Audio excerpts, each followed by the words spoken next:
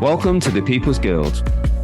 Each week we explore the Splinterland universe with guests from all across the mythical land of Praetoria. Join us on our journey as we discuss the evolution of the game, the strategy, the lore, and the exciting path that lies ahead. To support the People's Guild, make sure you subscribe, rate, and review wherever you get your podcasts, and also check us out on PeakD, YouTube, and Twitter. To send your questions, suggestions, and epic battles in our comments through Twitter or email at thepeoplesguildspl@gmail.com. We'll feature the best in our episodes and maybe airdrop you some prizes. Thanks for tuning in and enjoy the show.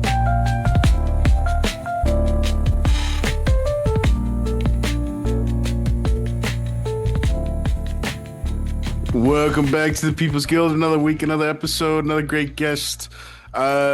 This is our first appearance in 14 months from this guy. He's very recently made a big, I guess, resurgence back onto the Splinterlands scene within the last couple of months on the heels of Survival Mode getting announced, and we saw his YouTube get fired back up, living up to his name, JeffOpensCards. Big splash on the leaderboard in the final, I guess, 30 seconds of the sale, followed up by the first region purchase that we've heard of in quite some time. We'll get into all of this and much, much more. But first, very warm welcome to Jeff. What's up, man? El Jefe, welcome back. El Jefe himself in the flesh, or vocally, depending, but yeah. or Mr. Opens Cards, which do you prefer?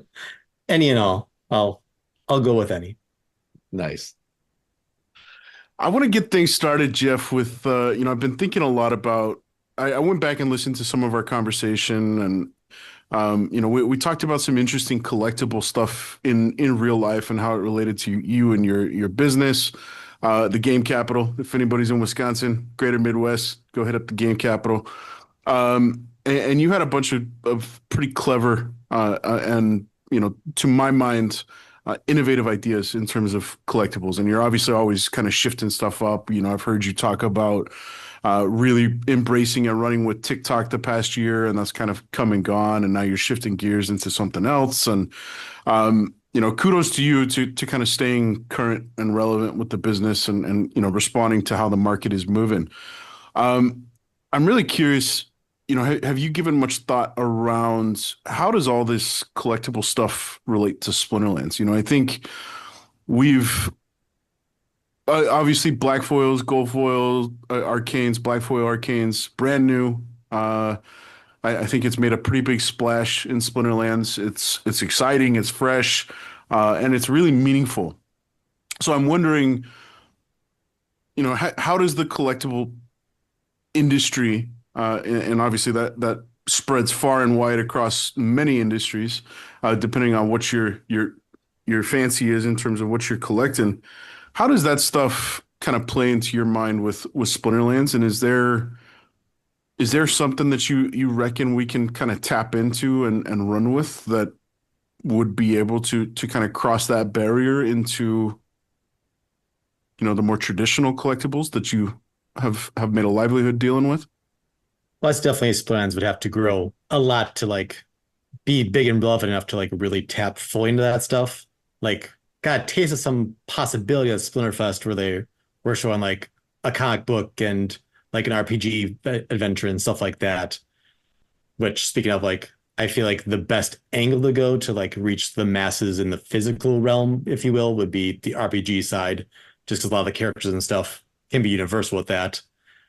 Because at Splinterfest, I think it was a third party, not from Splinterlands. There was the little Dr. Blight figures. There might have been a couple other characters too, where just a lot of those could work potentially really well at just D&D RPG figures and stuff as well. Well, where if someone doesn't know Splinterlands, they could see the characters and be oh, that would work well in my adventure kind of thing.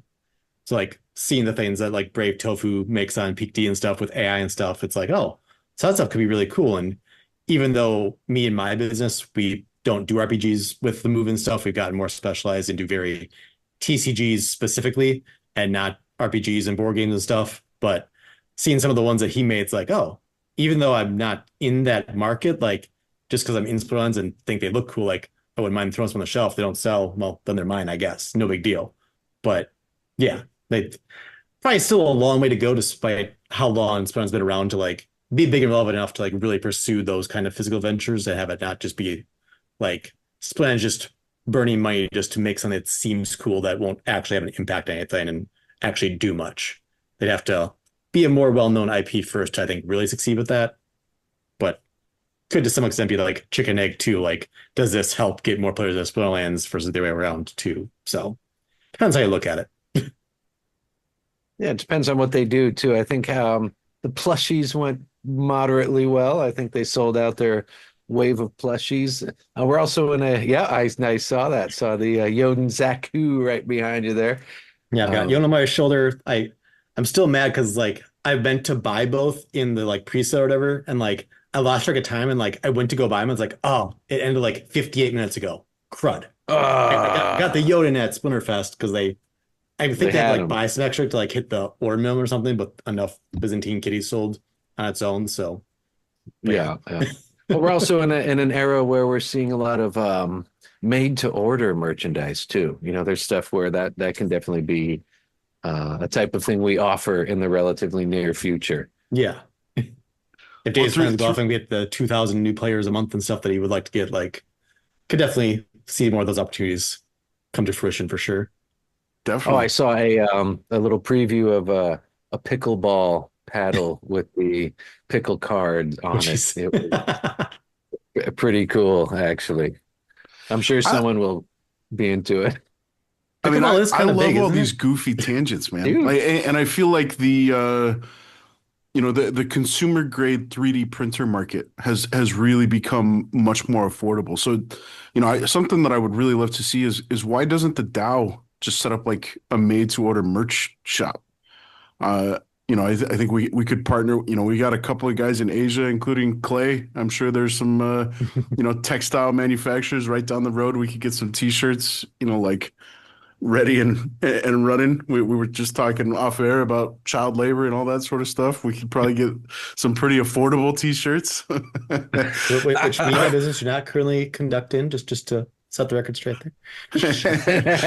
Yeah, but I feel like, what you were saying, Jeff, I think I don't know if it is the chicken or the egg, because we've long talked about and admired the artwork, the character creation, the story. And if you're a fan of like fantasy related stuff, you see these characters without the context of Splinterlands. I think they're still cool looking characters, right? And if you're playing RPGs, if you're playing D&D or whatever, your imagination kind of just runs wild when you see these characters, and you can imagine these characters partaking in your own respective game. Obviously, it would be great to have that like anchored in Splinterlands, but at the end of the day, if it's the just general appeal of the characters and being able to bring them into your own game that serves as the entry point, like why not? We might as well. Like you mentioned, Pop Mart off air, like I saw those not being familiar with the new characters much at the point when I saw Brave Tofu's Peak article at first. I was like, I don't know these guys yet, but like those just look clean and awesome, and like I want those. Not even knowing them for Splinterlands characters at that point, really. So totally. Yeah, Pop Mart has really exploded here. Actually, it's interesting that, and I wonder if Tofu is experiencing a similar wave of Pop Mart, kind of euphoria in wherever he is in the world. It was actually coincidentally about 6 weeks ago, I got my first introduction to Pop Mart. One of my, a couple of my students actually brought in Pop Mart keychains. They had won them from, I don't know, some contest at school, and were super excited. And they gave one to each of the teachers. All of us were I work with a bunch of foreign staff, and all of us had no idea what this Pop Mart thing was. We hopped on Google, and these things are going for crazy prices after they have very limited print runs and, exclusive, IP partnership, relationship manufacturing, that sort of stuff. And It's just exploded. So Yeah, if I that's the mean, case too, just kind of playing off with the collectability of black foils and stuff too. Even if there's people that don't know Splinterlands but collect Pop Mart things, they could just see a Splinterlands IP launch and be like, I don't know these, but there's only this many of them, so like I still need them for my master collection or something. So could definitely exactly. find a customer base one way or another. So it all depends on the approach of, the physical realm of is the goal to like get people to buy it that never heard Splinterlands that might learn of the game and go from there, or do you want things to be a new branch for those already involved? Like, and it can be all the things at the same time too, but best to have a focus and goal. And if more than that happens, great. But yeah. Sure. Mm-hmm. So outside of the figurines, naturally, natural thing as we start to expand and start to get more players and stuff, the lore continues to develop. I just kind of figure it would fall into place without much effort, and we'll know when the time is right. I suspect. If there's ever any kind of like simplified version of the main card game that can be physically played, like I definitely want to at least try carrying in my shop and play testing and stuff like that too, and see how that goes. But do you have any that looks like? Do you have any of the old Splinterlands posters in your shop? I remember they were offering it to shop owners, back when they were one. I actually got one provided me at one point, like digitally, that I never got printed or anything. Just the stigmatism or whatever with Web3 and NFTs for like the general public still is like, just doesn't seem like the best or safe fit for me in the business, essentially. Gotcha. So it's still stigmatized, like you're still afraid to put a Splinterlands poster in your shop for fear of the retribution. So I just talked with my wife earlier tonight too, just talk about crypto things and stuff too. Just how like we're still early in that so many people still is like, oh, crypto, that's just all scams and monkey pictures. Like that's still what a lot of people view crypto as. Wow. So we just have just that much more upside still because so many people don't have a positive view of crypto as a whole still. So sure, still a long way to go, which is good for all of us that are already involved. Just we have that much more upside still to go, in my opinion. Do you guys feel like we need to be as forthright and upfront about, hey, we operate within Web3, we use crypto, that sort of stuff? I mean, I feel like the more that we run with the free to play side of stuff, the less we have to advertise ourselves up front as Web3. I think if we're marketing, if we're advertising to like crypto adjacent projects and Web3, whether it's other games or like this YGG partnership that's underway, yeah, why not? These guys they already took the red pill, right? But for the general public and the guys that are coming in and out of the game capital, for example, is it it sounds like in your professional opinion, it actually hurts us to be as upfront as we traditionally have been. So it'll be interesting to see when that new homepage is up and running. Is Web3 like the big flashy bell that's right front and center, or is it kind of hidden in a little bit of the fine print, like, hey, you can also buy a spell book and pursue this Web3 journey? Yeah, I definitely heard mixed opinions on that of like, do you lean into Web3 or like it's there, but like don't shout that it's there kind of thing, for sure. Yeah, it's a mixed bag for sure. And I honestly think our biggest chance of success, I mean, like you were just saying, Jangles, like there's a Web3 crowd, and I think we should definitely focus on them to some extent. But I think our biggest chance of success and mass adoption and the tens of thousands of players or more comes from marketing as digital Magic the Gathering, basically, kind of grabbing that and saying, yo, guys, you want to play something kind of like that in 3 minutes and have a shitload of fun? Yeah, I was literally just going to say, like, I feel like Magic the Gathering online would be a very great primary thing to target as like, oh, you like Magic and playing online, where the average Magic game can be, 15, 25, 35 minutes, which you got to go to the John. You want to take 3 minutes and play a quick game. If it's going to be a while, you can play 2 games if you want, just it's much more accessible just to, get that quick fix, if you will. Yeah, no, it's ready to market, I think, that way. It's really, we have this golden ticket if we want to hit that. And there's so many people who play that game that are just waiting for something like this and they don't even know it. It's like now that I'm playing modern rank and stuff again too, like I'll be doing computer work and it's like, oh, click over, oh, let me just submit a modern rank battle quick, do 1 or 2 games and get back to something else. Then half hour later, I can do another game. Like I'll have to just sit and play for, 2 hours straight. I can just, go in and out of it at my own leisure, and it's just a nice casual thing. It's like, oh, let me get another battle in. Yeah, exactly. I was doing it online, like online meaning standing in line at a store. Back when at the last rage when we had everything going on, we had the app working. I would be standing online in the store and be like, I'm going to do a battle, and that was when SPS was launched and DEC was at what 10 cents or whatever it was, and I'm like, just made $5 standing here online at the store. This is freaking awesome. Very nice. Especially now with Conclave. We talked about this quite a bit in, kind of the respective, like pre-sale appearances, talking about, what's going on in testing, how's the set working, how are cards looking, what's the meta operating like. Things are much faster. I'd be really surprised if either of you guys have experienced. I think I've had 1 or 2 battles that have gone to fatigue. One of them was actually just yesterday with Bulldog. I was talking a bunch of shit to him. You're kicking his ass publicly lately. Yeah, that's awesome. You're consistently kicking his ass. I've seen many battles where you've been crushing Bulldog lately. Well, anytime that we faced him, I've faced him on the Splinterlands stream, and then I faced him on his own stream, and I got my ass handed to me.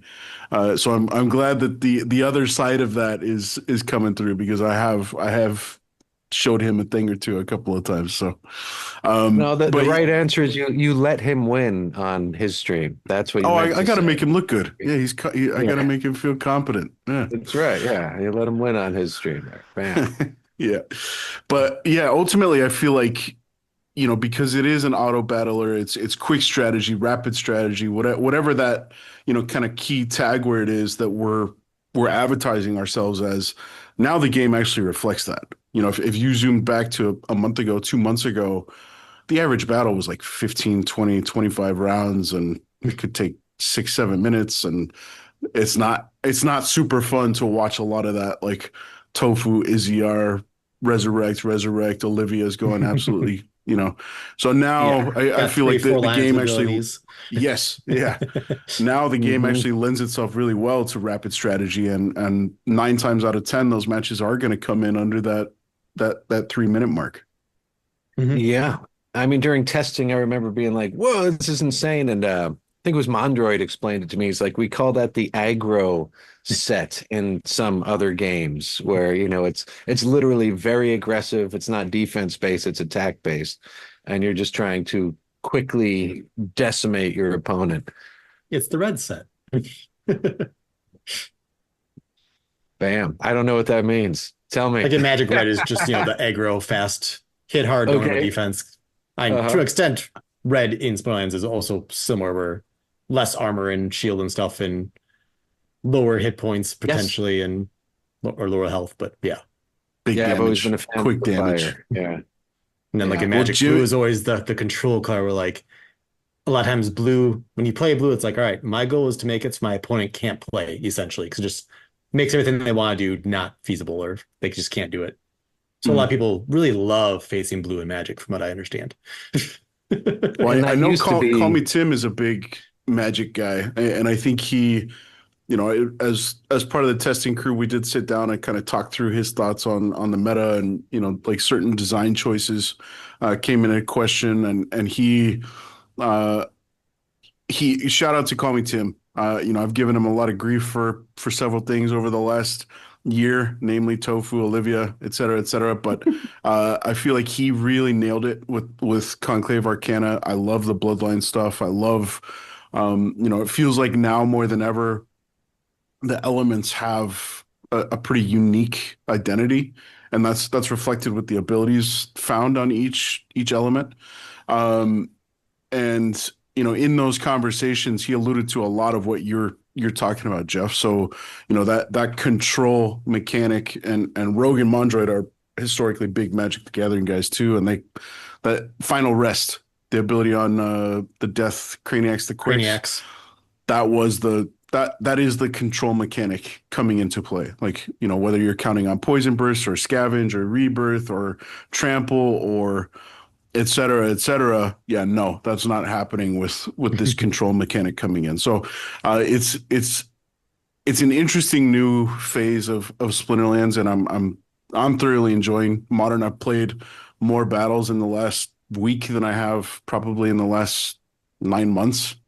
So it's a good time to be here. I'm really enjoying it. Have you guys found, Jimmy? I know you're historically a fire guy. I'm sure you're happy. I'm historically a death guy. I'm very happy. Jeff, let's start with you, man. I don't think I have one of choice. Just yeah, I feel like every color I've got something I lean on over time. Like if I play life before New Modern, like I feel like I always would lean on Inevitable with Izyar and using Resurrect and Repair and stuff. And like I always have like a couple of main laps, like, all right, this color, like I want this if I can make it work kind of thing. I'm already getting that with New Modern and stuff too. Like I love using the Blaze Beard in Fire. Like I feel like that's been a big go-to for me. That card is fun, man. Yeah. Jimmy, have you had much of a chance to play the new Fire? I have not. I did dabbled in testing, but like I was saying last week, I have been scooping up land cards. There have been a lot of gold foil, I think, and I was expecting this. I was expecting people to be selling off the Chaos Legion as it went out of Modern, and as they wanted to fund, the new set. So I've been focused on scooping up land cards, I believe, while I can, because I've got land set up pretty well. I want to blast it out a little more. I'm just barely self-sufficient when I put up a couple Aura Labs. Those are costly in resources. So I don't have much left over. Before I had Aura Labs, I had shit left over, and I was like, nice, I could actually turn this into DEC, get some more cards on land. Now I'm just barely self-sufficient again, so I want to get to the point where I have excess resources. And I think once, just looking at the land bonuses and stuff, the Chaos Legion set is the last, besides Black Foil, obviously, but that's a whole different world. The Chaos Legion set is the last realistic way to populate your land. And as the years go by, I will be happy to have done this, and soon plan to be slowly building up my Conclave Arcana set. Is it Arcana or Arcana? Or Arcana? Arsada or Asada. Because in the promotional video with the voice actor, in that she pronounces it as Arcana. I've been saying Arcana too. That's the first time I heard Arcana, but now it's in an official context. So it's like, is that how I need to be saying it moving forward? Or yeah. Ooh, the British thing too might make it totally different. Maybe it's Arcana in British and Arcana in non-British. Who knows? Who knows? CA. I just want to be correct. Whichever one is correct, I wanna be that, but I don't know what it is for sure. Some Pokemon names are the same way, where it's like you'll hear the same Pokemon pronounced different ways in the anime. Like the movie will be one way, then the anime another. It's like, well, which is it? They're both official, right, but they're different. Well, is it Jeff or Hefe, dude? It's El Jefe. Come on. It's El Jefe. El Jefe. El Jefe. Oh, I know an El Jefe in another guild of mine, actually. Came from the old Blockchain Heroes world. There's an El Jefe. So you guys might have to duke it out for rights to the name. Celebrity Deathmatch. Nice, man. That's a show I haven't thought of in years, dude. Nice. Well, let's pursue the. I'm glad you brought up the land stuff, Jimmy. We'll circle back to the CA stuff and kind of talk the leaderboard and the rest of kind of new modern and new meta a little bit later. But Jeff, I have to imagine that you are kind of starting to work through your very recent acquisition of. Correct me if I'm wrong. I think you said 3.5 million SPS is what you swapped for the region. Correct. What was there a particular talking point on Town Hall, or were you just crunching numbers, or what was it that spurred you to make That's a big move. I was just going to ask I this. It was like all of a sudden you just jumped back into Splinterlands hard, right after Dave took control and confidence seemed to shift. I'm just wondering if yeah, what was the factor? What did I think it? survival mode was the first like really got me Nice. back into it. So I was You're on making vacation 10,000 snowboarding and SPS yeah. a day. So Yeah, so aside from survival mode really survival got mode, me in and yeah. what, Sorry.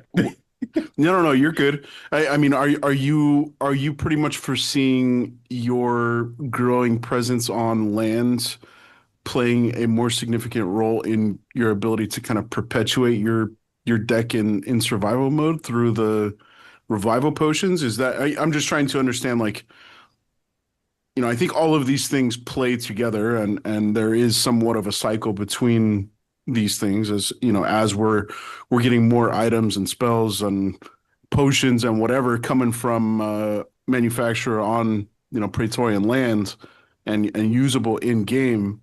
I'm just trying to connect the threads of thought here, Jeff, in terms of like what was it that ultimately pushed you to to purchase that region? I saw them post in the buy sell thread, and I think they had right there the 3.5 million SPS. I was like, that's like a fair deal. I'm interested. Like I DM'd him. I was like, hey, just before we get too far, like just let you know, like I'm interested. I don't want a region because I have a region. I'm trying to do those other things too, but for what they're asking, it's like I want it. And I was hoping when I looked at the region that it would be like, 90% wood and like no grain plots. Like, oh well, that's be a hard region to work. So no thanks. But it's lightest on wood. It has a ton of grain, plenty of stone, plenty of iron. It's like, dang nabbit, I want that region. Because just the make Which of region it, is it, it's Jeff? 58 Moonfall. Like even the name's like Moonfall. That's a cool name. I like it. Like That is I a cool couldn't name. find a reason to not get it other than that like I didn't need more land. But everything about that particular region is like it ticks the boxes. And that's becoming my primary region moving forward. Oh, I've actually moved a little bit of land recently from my original region. So I do What's your not have original? 2,000 plots anymore. What's your original region? 74 Moors Deep. More's Deep. so that's Central Which Fire, that name's right? fine too. Yeah. Yeah, because Moors the Deep. new region is in what is it? LOP? Is that I blanked out the actual Land of words of it. Land Prosperity. of Prosperity. There we go. Yeah. Like wanting to be top 6 in research to get the higher bonus for the prefix title. The top 6 in Central Fire is a lot more difficult. I think the cutoff is like 2 point something mil. Vunctus Yeah, Vux is at has the a top. big reason for that. Yeah. Like I was one of like 3 or 4 people within shouting distance of the 6th spot, but it's like 3 or 4 people fighting for that one spot. We're like, if I ramp up to get there, it only takes one of the 2 or 3 others to ramp up and pass it back. So it's like it's gonna be very hard to hit and maintain 6th in that one, but just there's a lot less competition for the bottom of top 6 in Land of Prosperity. So and Interesting. just while it's Mhm. light in Sense. wood, it's just a better mix of the resources overall. In Region 74, there was a total of, I think, 23 natural iron plots. So iron deficiency, just like myself as a child.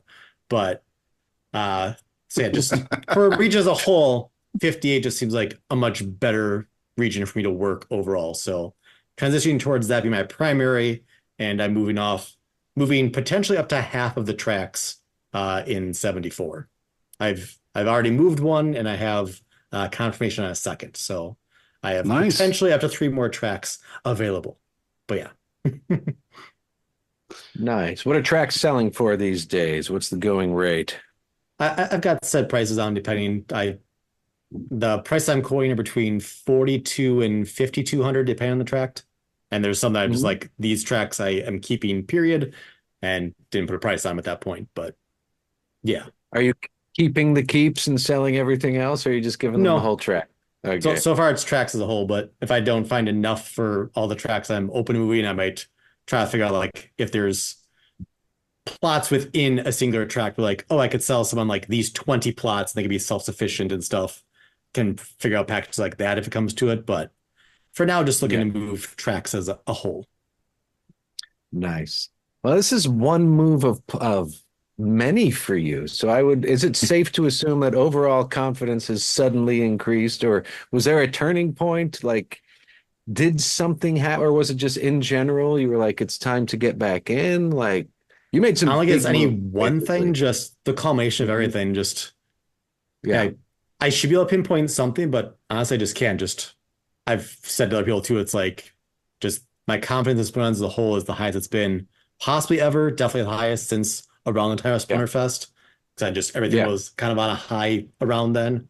But Yeah. definitely the Same. highest since then, if not ever, for sure. Agreed 100%. Yeah. Yeah. And like, well, even now, like I don't question the possibility of some like SPS going down again or testing lows, but like over the long haul, which the team has proven like they're in for the long haul, obviously, and sounds like company runway and all that is definitely on the up and up and stuff. So like basically assuming the game is still around even 3 years from now, like I can't see various things as a whole being lower in 3 years than today. Could they be lower in 2 months, 3 months, etc.? Of course anything's possible, but with a long enough time horizon, like I feel like I will see the day in which we have more SPS burned than there is in existence. And like assuming the game is still thriving and stuff at that point, like what can that mean for the SPS price, for instance?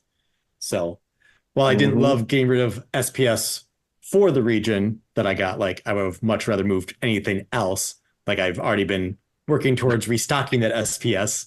But I'm trying to be patient, just knowing that like I said, the price can come down. So I want to get it all back all at once and then see SPS drop 20% and be like, oh, I could have bought more now, but I already got my bag. So it's like I Hmm. want to be in a position where I can always add it when the price allows it.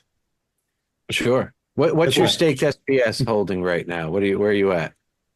I just transferred some back in just because like once the pre-sale was announced, I started unstaking all my SPS just so I had max flexibility, just A for buying in the pre-sale and B, if SPS went on a crazy run that I felt was temporary, I could sell some SPS into the run up and then with the hope of buying back more at a lower price later kind of thing. Sure. So I think at one point I actually had all of my SPS get unstaked, but like the fourth unstake and I restaked, I think within a couple hours of it unstaking. Um, but yeah, ultimately I burned however much SPS I have burned. It's I want to say 2.2 ish.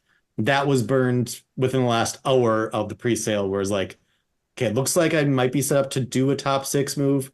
Let me burn this SPS, not the very last possible second. So I'm ready to just click buy and it's done because I'd hate to like burn the SPS and then yes, the SPS isn't burned fast enough. It's like, oh, now I burned and I can't buy. Crap. Let's So let's talk about that, Jeff. So I had seen you at some point during the pre-sale, maybe it was with Walking Keys you were on. And at that point, at least publicly, you were still, very much on the fence. I'm, mhm. kind of content sitting in that top 30. Like I definitely want to participate in the pre-sale in a little bit of a big way, undetermined as far as if I want to end up on the leaderboard. Well, That was his history. bluff. He was bluffing. Well, Bluffing. that's what I want to understand. I Like, never said I wasn't going to go for top six. well, you I don't think. presented a very like I'm halfway in, I'm halfway out. I'm uncertain. I mean, was there Whatever, a certain bro. part of you that was like you knew you were going to end up going for top six? It was just a matter of when. Like essentially, whether it's my business or plans or investing in general, like I I like to take what the market gives me, kind of thing. Like I don't want to be like, this is what I'm doing. I'm forcing the issue. Come hell or high water, this is happening. I let the market and go from there. Like when Azarcon was like holding the line of SPS at a penny and stuff, like I was even telling him it's like, I don't know if that's the best thing because like if you don't hold the line, it drops. Like I personally more inclined to like, oh, I'm gonna find more fiat and I'm gonna buy more SPS. Like, oh, it's back down to 0.008. I need more now. Like the Yeah. market will market in the day and present opportunities, and like I'll take what the market gives me. It's like I wasn't shopping for another region, but it's like 3.5 billion SPS. It's currently its price. Like and the region's attractive. I guess I want it. So I take what the market gives me. Like I want to replenish that 3.5 million SPS.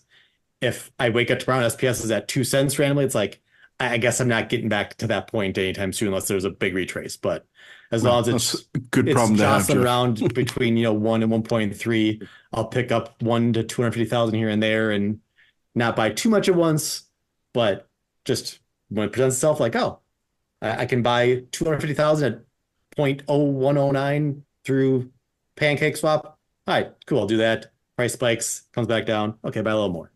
So you've got your fingers in a whole bunch of the Splinterlands pies. Like you're, 2 regions, a little bit less than that, given that you're looking to move a couple tracks. You've got a very significant card collection. I think when did you get here, Jeff? Untamed era? Was that your kind of entry point? Tail end of Untamed. Untamed was definitely in progress. I want to say March of 21 is my start. Okay. Because I do remember the first time I came across you was with some of your Untameds. You and Milo, rest in peace to that little guy. Opening up tons of Untamed packs and, living up to the Jeff Opens Cards names. But yeah, so I mean, you've got a massive card collection. You're a big SPS holder. You got a big land collection. Is there kind of one aspect that intrigues you more than the other, or are you still kind of applying the same logic of whatever the market is doing is really going to dictate which of these let's call it three main avenues of Splinterlands, whether it's SPS or land or cards and everything that you do with cards. Is there one that kind of excites you, interests you more than the others, or is it just the full picture? What is it that kind of makes you tick with the Splinterlands stuff? Unfortunately, I just like it all. Like I must be wired very similar to Matt, because like Matt has said, like basically wants to make a game that he himself wants to play. It's like, well, it seems like it's the game that I want to play because I first bought into land because like, oh, with the original premise of land where like you can ultimately mint cards, like, oh, I own a card shop, and I view it as like, oh, land ultimately can be like, if you own a land region, you're like a card manufacturer. That was appealing to me. Obviously, I enjoy the ballot and everything.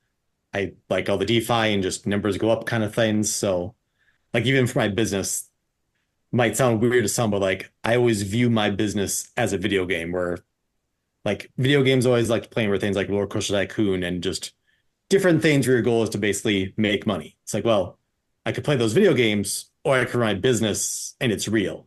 So, but at the same time, like if I treat my business fully as real, like for instance, if all the purchases for the business I made were like with physical cash, it'd be a very different premise and just different way to look at it, and just it'd be more overwhelming feeling. But like, oh, it's just this number's on the screen, now that number goes to over there, and now I get the stuff and it's all good. It's like it might sound like oddly say la vie to people and stuff with like how much money is ultimately involved and stuff, but like it keeps my sanity better too. And like I thought I was always good at things like Roller Coaster Tycoon and just making money in the video games. And like I always half jokingly, half seriously say like my free training for what I do now for my business was playing Neopets. My pets were always dying, always starving, always not played with. I was just buying and selling items and buying and selling stocks in the games and playing the games for Neopoints. Like my pets, they were there, but nothing would ever happen with the pets. I was just buying and selling items all day, every day. And now I do that for a living, just with, real stuff. I don't remember where I came from, where I was going with that, but hopefully there was something there. Oh, it's a good way to look at things and a good way to move things around. Like it just makes sense there, Yeah. It's just like, yeah. Next, like I do the math, like half we've real, got a not new all Pokemon real, set half coming real. out this week, Destined Rivals. And like I look at how much I spend on a set. It's like if I had to like hold that cash, you'd be like, here's my money, here, give me the stuff. That would be a very different feeling. Just like, oh, that's numbers on the screen, on the bank account, or on the credit card. Whoop, gone. Like it's just a very different concept. So Nice. Yeah, no, it's a whole different thing. And I mean, with another set coming up, you're going to have to open cards, and that's going to bring back the child labor we were talking about earlier. And which is then now a week or becoming two legal later, in we've many got states. Move Magic to the Gathering Florida. Final Fantasy is coming out just after that, and that's gonna be another big spend. And then in mid-July, Pokemon Black White set comes out. That'll be another big spend. Yeah, it's fun for So there. I have to imagine you come out ahead on all of these by pulling some of the super cool cards. Is that the whole situation? You chain kids to desks to open cards, and then you find the good ones. Is that Look, the as you say, the kids chained to desks that aren't chained to desks, the stuff they're opening on stream is bought by other people. We open it on stream. It's like a group activity and group enjoyment then. And then also like the good stuff is sent to the customer. We keep the bulk that we use for other means. And the customer obviously knows that in advance.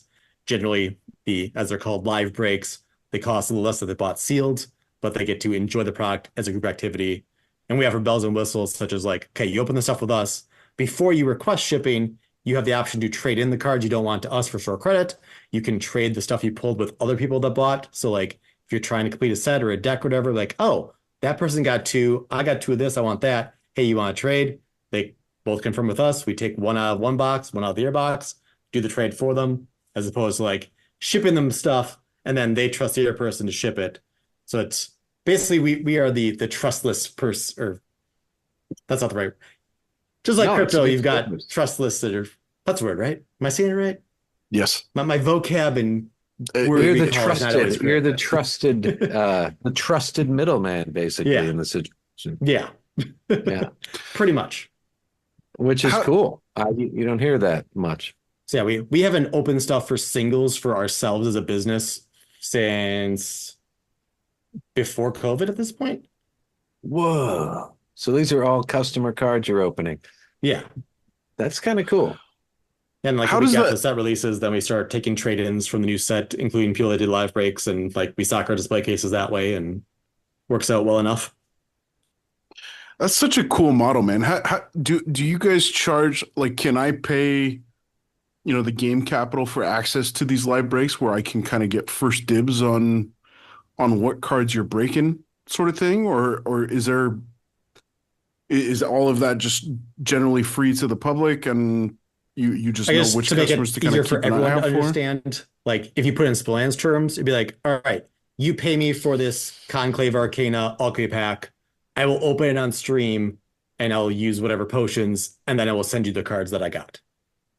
But like you'll be in a live stream so you can see it get pulled, and then it's a group activity, so people are cheering for you and stuff like that too. But like since it's the physical Pokemon cards where shipping is a thing for people, we've got international people and stuff too. Anybody that bought a live break from us, you can trade cards that they pulled amongst each other without even possessing the cards yet. Which I think kind of goes off of, I think what we talked about the last time I was on, which I think you may have alluded to a little bit earlier on. Yes. For some of my Yeah. big ideas that like I can't really run with, but would be things I could do or that I feel like would work out well if I had the know-how and time and expertise. But with like, it's kind of happening in crypto with like virtuals in real life. I've heard different names for them and stuff, but where I think I said like, for instance, I could sell an NFT of a Pokemon booster box. And like if you want the physical booster box sent to you, you have to like burn the NFT or something like that. But otherwise, we store the physical booster box and you can buy, sell, trade the NFT without having to keep the booster box in a safe environment and stuff like that and shipping it back and forth to people. It's like kind of a similar brilliant, concept man. what we're doing with the live breaks, but on a not a super grandiose scale, but same in the process and thinking, I think. Yeah, it sounds like the concept is, you've got it pretty much in full operation. Like, outside of issuing official NFTs, it sounds like you're pretty much there. Yeah. And then that's the next obvious step: official NFTs. Yeah. Yeah, people. Yeah, Just make sure you put monkey pictures on them. Where do you kind of see the we've seen the collectability or the collectible industries really kind of boom in the last handful of years since COVID, and it continues to. I wouldn't say I'm very in tune with the collectible stuff, especially not nearly as much as compared to somebody like you, Jeff, but you've talked to kind of the ebbs and flows and the shifts and the tides coming and going with all this stuff. What is the next evolution of collectability stuff, like in real life collectability stuff? Where do you kind of foresee things moving over the next 6 months? How are you adjusting your in real life stuff? And Well, I feel like for years already, there's been concern from some thinking like that, like digital magic, the gathering will take over the physical form and stuff. But I think over the last couple of years, especially, it's just been proven like there is definitely a time and a place for the physical, and there will always be a demand for the physical. I believe for Pokemon, over the last 3 years, I think I heard and saw the stat that like 45% of all Pokemon cards ever printed have been in the last 3 years. But there's a Whoa. supply crunch despite that, just because demand is at all-time highs right now, and the printers can't keep up. They keep ramping up print runs, but the demand ramps up faster, so they can't catch up. that's We're so crazy to me because Pokemon started what 30 years ago, late almost 90s. next year will be the 30th anniversary, I believe. Like it depends if you go based like, well, 30 years based on when it first was a thing or when the first cards were in Japan or it came to America. Like there's quote unquote different 30th anniversary depending how you look at it. But I believe technically the 30th anniversary is next year. Because like how people are saying like, because right now Pokemon's, I think, the biggest bull market Pokemon has ever seen. A lot of people think it's going to last at least until the 30th anniversary happens next year. But a lot depends on just if or when they can actually have supply suffice, which is hard to say.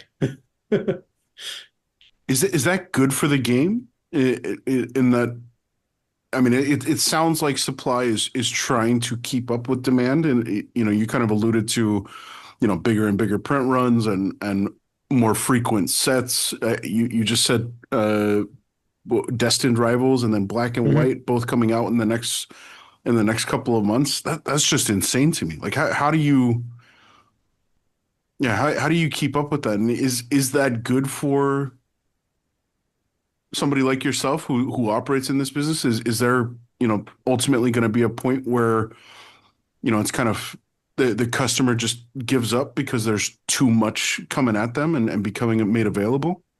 There's definitely pros, cons, any which way. But on the bright side, like you mentioned, for the player at one point within there, I believe, it's arguably never been cheaper to play the game of Pokemon.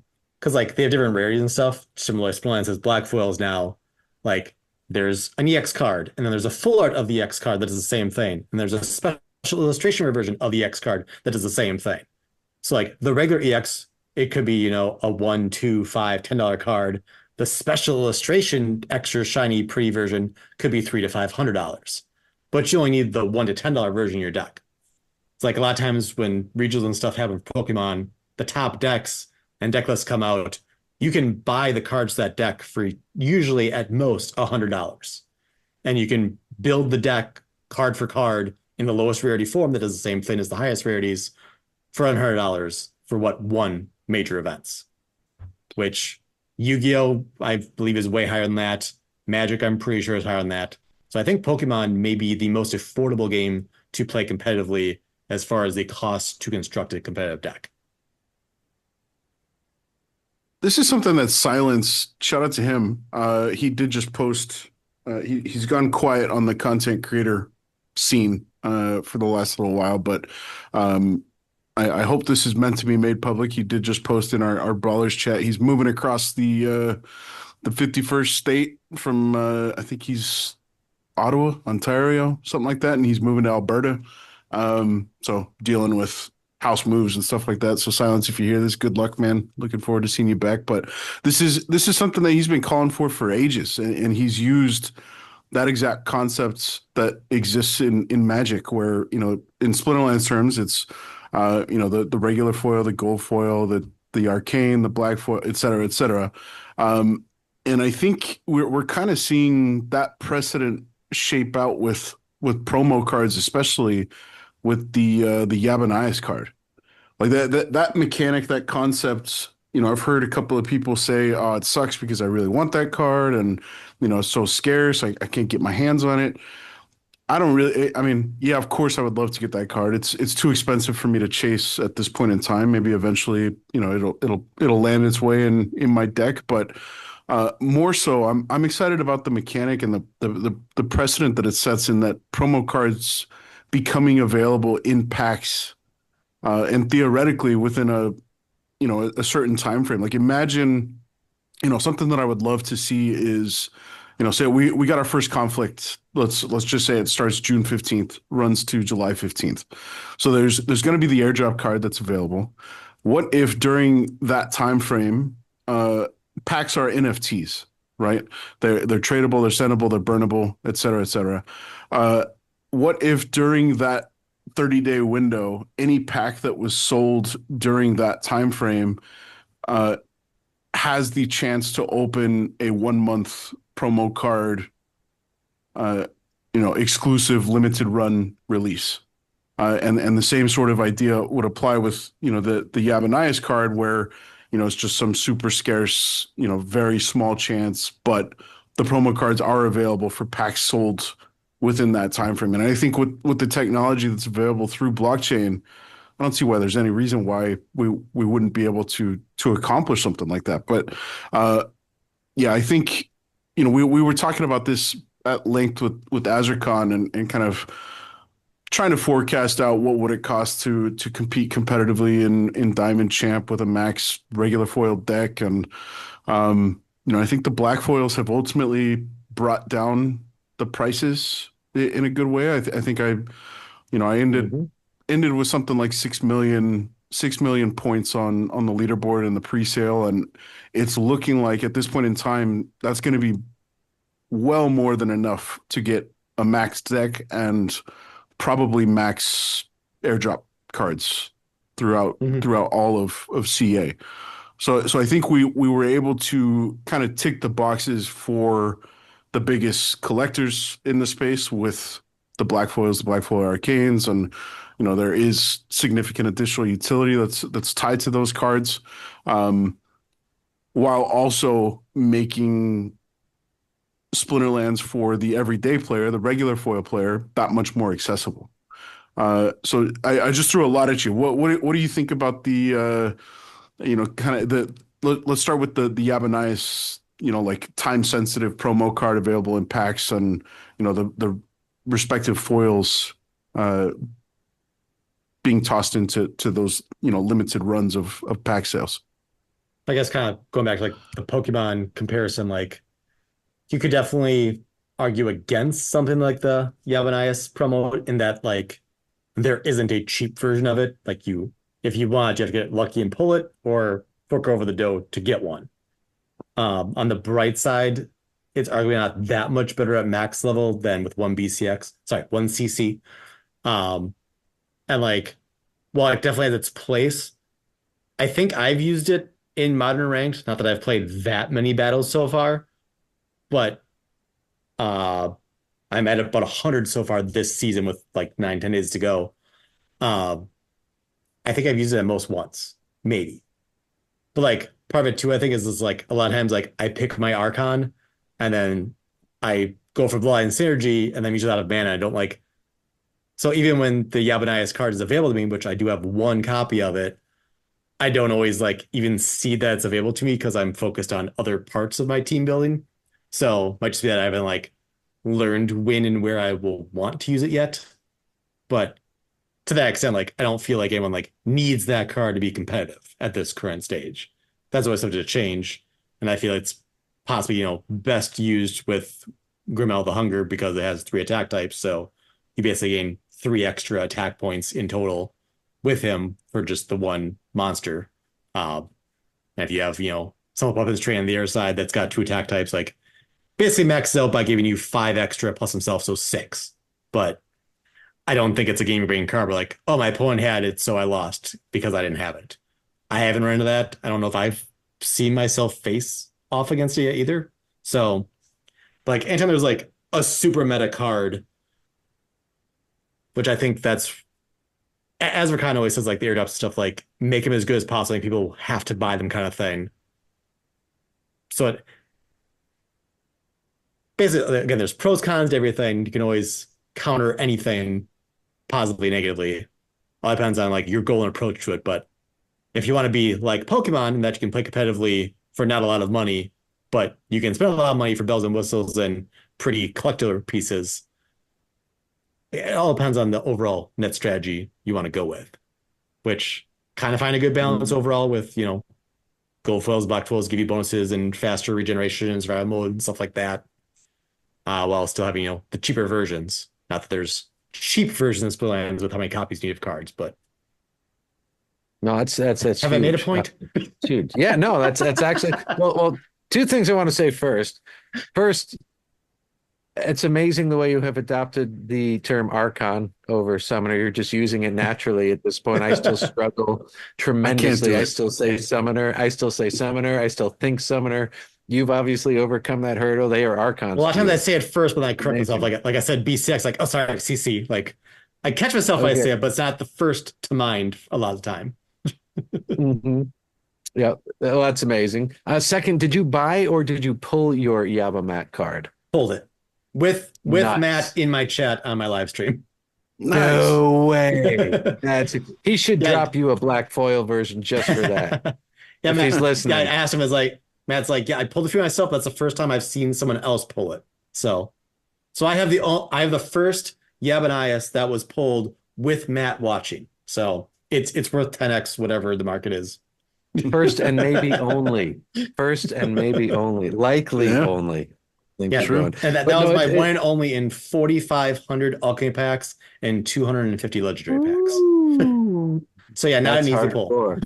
That's hardcore. But no, I think we're we've made an incredible turn here. Almost what you were saying about the playability of the card, the importance or lack thereof to the meta. Accessibility is vital. We were dying without accessibility. I'm one of the people who I still feel like my nuts are sore from the Hall of Legends promo. I know we literally chased people out of the game with that. Just by forcing a lack of accessibility. It was like, you want to play, you want to be competitive, you got to drop a lot of money, buddy. And there's a couple of those I got more than a max copy of, and I was like, I don't need that card. I can still be competitive without that. And now in New Monarchs, like I face some of them that I don't have. It's like, damn it, I need that card. Yeah. No, they were good cards, for sure. They were just priced really, really, really, really high from the store. I love the turn we've made. The fact that all of these what have the potential to be incredibly high priced cards, incredibly valuable cards, they're all accessible in packs, man. And that's really kind of how it should be. I love the idea of auction cards. I love the idea of some promos and stuff. But I really think that the most valuable stuff needs to be randomly pulled and anyone can pull it. I think that's a vital element to the survival of our entire game. And without it, we're just kicking ourselves in the nuts over and over and over and over. And it's good to see that we've stopped kicking ourselves in the nuts over and over and over, and that we are handing this to anybody. Anybody can pull anything, which is awesome. It's also kind of cool that we have the different types of packs. So yeah, if you want to spend the money for better chances, you can do that. Cool. But you could still buy that basic booster and pull the most valuable card in the game. Yeah. Well, not the starter pack, the standard pack, just to be clear. Standard pack. Yeah. No, starter packs. Yeah. No, starter packs are no chance of that noise. But yeah, I think I saw like Ghostly BG and Steve were saying like they were buying X amount of starter packs and they were pulling more value than they cost from the starter packs. So yeah, Dave said the same thing. Expected value wise, it's possible that starter packs are the best value right now, oddly enough. So, which is not a bad thing by any means in my mind. Because obviously what's the summoners, right? Local packs and stuff, I feel like. Yep. Which is awesome. And I didn't expect that. Honestly, I thought there was going to be like, there's no way you're going to be able to pull more than, the value out of a starter pack. But if you buy 100 of them, you're averaging more because of those summoners. The floor price of the non-Archons have been pretty low, but the Archons themselves are really pulling up the averages as well. Archons. You just say it naturally, man. That's insane. It's still insane to me. As you call me out, it's like, now I hear you guys as summoner is like, oh, that just sounds wrong now. Summoner. Are there summoners anymore? Or are like you are the summoner? Because you're a battle mage. No, you're a battle mage. And then I thought we were the summoners now. I thought Summoners that's don't changed. exist. I don't know. That's what I'm trying to figure out. I have no idea. I thought I was a the battle mage. mage became the summoner. The summoner became an archon. I don't know. I don't know. Battle mages, summoners, archons. Nate, if you hear this, drop it in one of the Correct chats. us. Like, what's the deal? What's So do you the guys want deal? to take a wager? I was actually surprised to discover this number. Elmo-burns.com is a pretty recent development from one of the community members.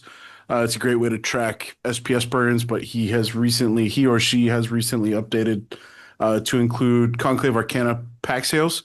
Do you guys want to take a quick little guess on how many starter Maybe not packs find that tab then.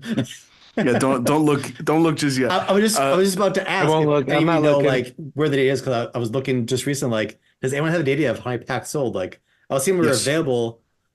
I assume they've started the burns. I didn't even confirm that much, so I have no idea Yes. how many of any of the packs have sold, especially starter packs. Okay, so I'm let's gonna guess. take All right, let me guess. educated guess. Starter How many packs. starter Starter packs? How many And days to has be it clear, been so we're far? talking the 13th, right? 7 days. It's the 21st Day for 9? me right now. Hopefully that's not disclosing too much. Yeah, it feels like it's been months that we've had carne asada out and available. It's been a week. Because for me, Jesus. oh wait, it's 8 days. Wednesday. Yeah, 8 days. 8 days. 8 days. I don't know what day of the week it Holy is. crap. It's been months. It's been months. So what do you guys think? How Starter many packs, starter of these are the $1 1,000 DEC packs? How many do you think? 25,000. 25,000. Okay, Jimmy. 102,000. Okay. So total minted just over 53,000, which I Okay, feel so- like, I mean, that's a lot. I was not On the Price is expecting. Right, he won. He won on the Price is Right rules. That's He beat me. about He did. 4,000 a day. Yeah. That's awesome. That's all that actually shows an excellent dynamic too. The fact that they're available and the rare summoners are what makes that pack appealing. Does their And site it's- have the other packs too, showing how many bought or opened or circulating or burned or anything? All of the above. Opened, burned, on the And I gotta market, see if I have that tab still open or held. not. I Yeah, it's a should. cool I site. have a ton of What was tabs. what was the name of the website again? Elmo It's- Burns. Yeah, Elmo-Burns. Oh, so it's the Elmo thing. I was Yeah, picturing yeah. Mr. Burns, Mr. Burns from The Simpsons, but Elmo is even Oh, better. there it is. I did have it open. I saw that. I got that. Yeah. So, another stat that this doesn't show, maybe I'm revealing a little bit too much, but I had a little bit of a catch up with Blaze, and he filled me in on. I think Dave called it out last week that we had 1,060 or something unique buyers during the pre-sale. 1,063 comes to mind. I could be wrong, but that number sounds feels right. Yes, it does feel right.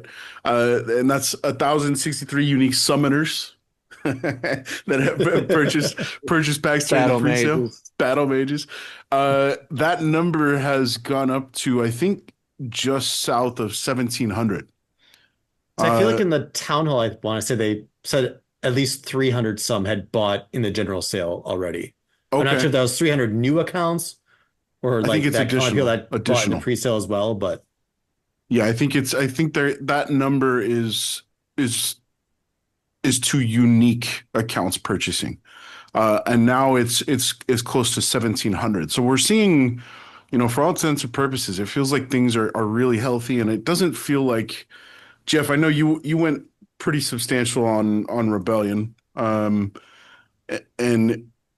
I know for a fact that you were still playing Modern pretty heavily at that point in time, as was I. And if memory serves, I seem to remember, at this point in time, a week, 10 days post the pre-sale ending and packs being openable, you were already coming across pretty much max Rebellion decks. This time I feel like I'm not really coming into max Conclave decks the same way. Like everybody's kind of choosing their specific, kind of avenue to pursuing maxing stuff out. There are the occasional guys that do have, like 5 black foils getting fielded on a team, Jeff, or I don't know if I have more than 4 yet. I haven't had a full team of just black foils yet, no, but I'd yeah, like to. yeah, coming soon. But yeah, it does feel like there is a good degree of variety in decks. Like I went really heavy on death immediately. That was the only Archon that I bought right out of the gate was nailed it. Whoa. Whoa. Whoa. I saw your face. You had to think about it. I had Yeah, to think there. about it. It's still Yeah, of course it unnatural, happened. very Yeah. unnatural. Yeah, but Razzie was the only. I almost did it again. Was the only Archon that I. Yes, the only Archon that I bought right out of the gate, and everything else I'm kind of taking my time to get up there. Granted, that's because I have Rebellion to kind of fall back on, and I'm not really forced if I want to be able to play at the top. I'm not forced to buy the Archons at max level, but.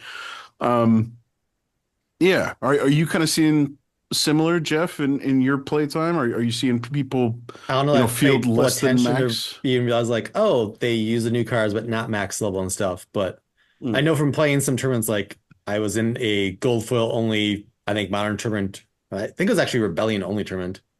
Either way, I quickly realized like, oh, I don't have hardly any Rebellion gold foils maxed. I have all the cards maxed, but my gold foils, like my commons are like level 5 to 7-ish, and my like I think I had one summoner. Oh no, I did it. I had one Archon. It was a summoner then.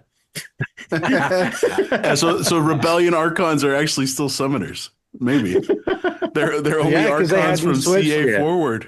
Yeah, Maybe I'm so down you got for it that. right, Jeff. But yeah, Yeah. blank on the name, the Earth one, the rare Earth one. That was the only Archon max gold foil I had for Rebellion. So, and it seemed like most of my turn matches didn't even have Earth. So like, okay, I don't have the option to play any max cards for this one. So that's cool. So yeah, I'm gonna have to either start picking up some more gold foils from Rebellion or open up some of the 1666 packs I still have left, I guess, because I gotta have all the things one way or another. How many packs are you sitting on? 1666, I believe. Nice number. For a while, like, because I was above Matt, I think at one point, I was like, oh, I gotta stay above him, but I think I was just like slowly selling off for like 5,000 DEC after the 6% non-card market fee and stuff, because like they cost 4,000, and I got most of them like the last day of burnout, because that caught me off guard too. Whereas like I think I was in Discord, someone's like, wait, tonight's the final burn. How much DC do I have? Oh crap. I think then I took like all of my DC off land temporarily and just bought as many rebellion packs as I could before they were gone. So definitely FOMO'd on that a bit. Didn't open them all up right away, obviously, but it's like, oh, last chance. Okay, let me scoop what I can. I'll replenish land as able. Do you know? So, I think this is and I was talking to shout out to our buddy Mondroid. I was talking to him about it the other day, and we were looking at the print rates of epic gold foils in Conclave versus epic gold foils in Rebellion. I'm guessing Conclave's already higher. Yeah, they're Oh, definitely. Way that higher. wouldn't surprise me, but they're definitely very much on par already. And we're seeing. I'm of the opinion that's a good thing for the player. It's probably not as good of a thing for the guys who are looking to kind of flip and move into more packs, chasing bigger stuff. But making the epics have notoriously always been actually more difficult to come by and arguably more expensive than the legendaries. But this is the first time, as far as I know, that the legendary potion also doubles chances for epics, and we're seeing the I'm not results of positive that. when that started, but yeah. Is that true? I didn't Yeah. know that. Yeah, it's true. It's my reaction videos, man. I was gone for 2 weeks, and then all this stuff goes down. So legendary potions now double epic chances as well, huh? Yes. Well, I think that's been working for the soulbound reward cards since at least the new set of them dropped. New. Oh, in interesting. air quotes at this point, but Oh, I'm pretty sure legendary potions in your chests and in your card draws, I believe that's doubling the epic chances as well.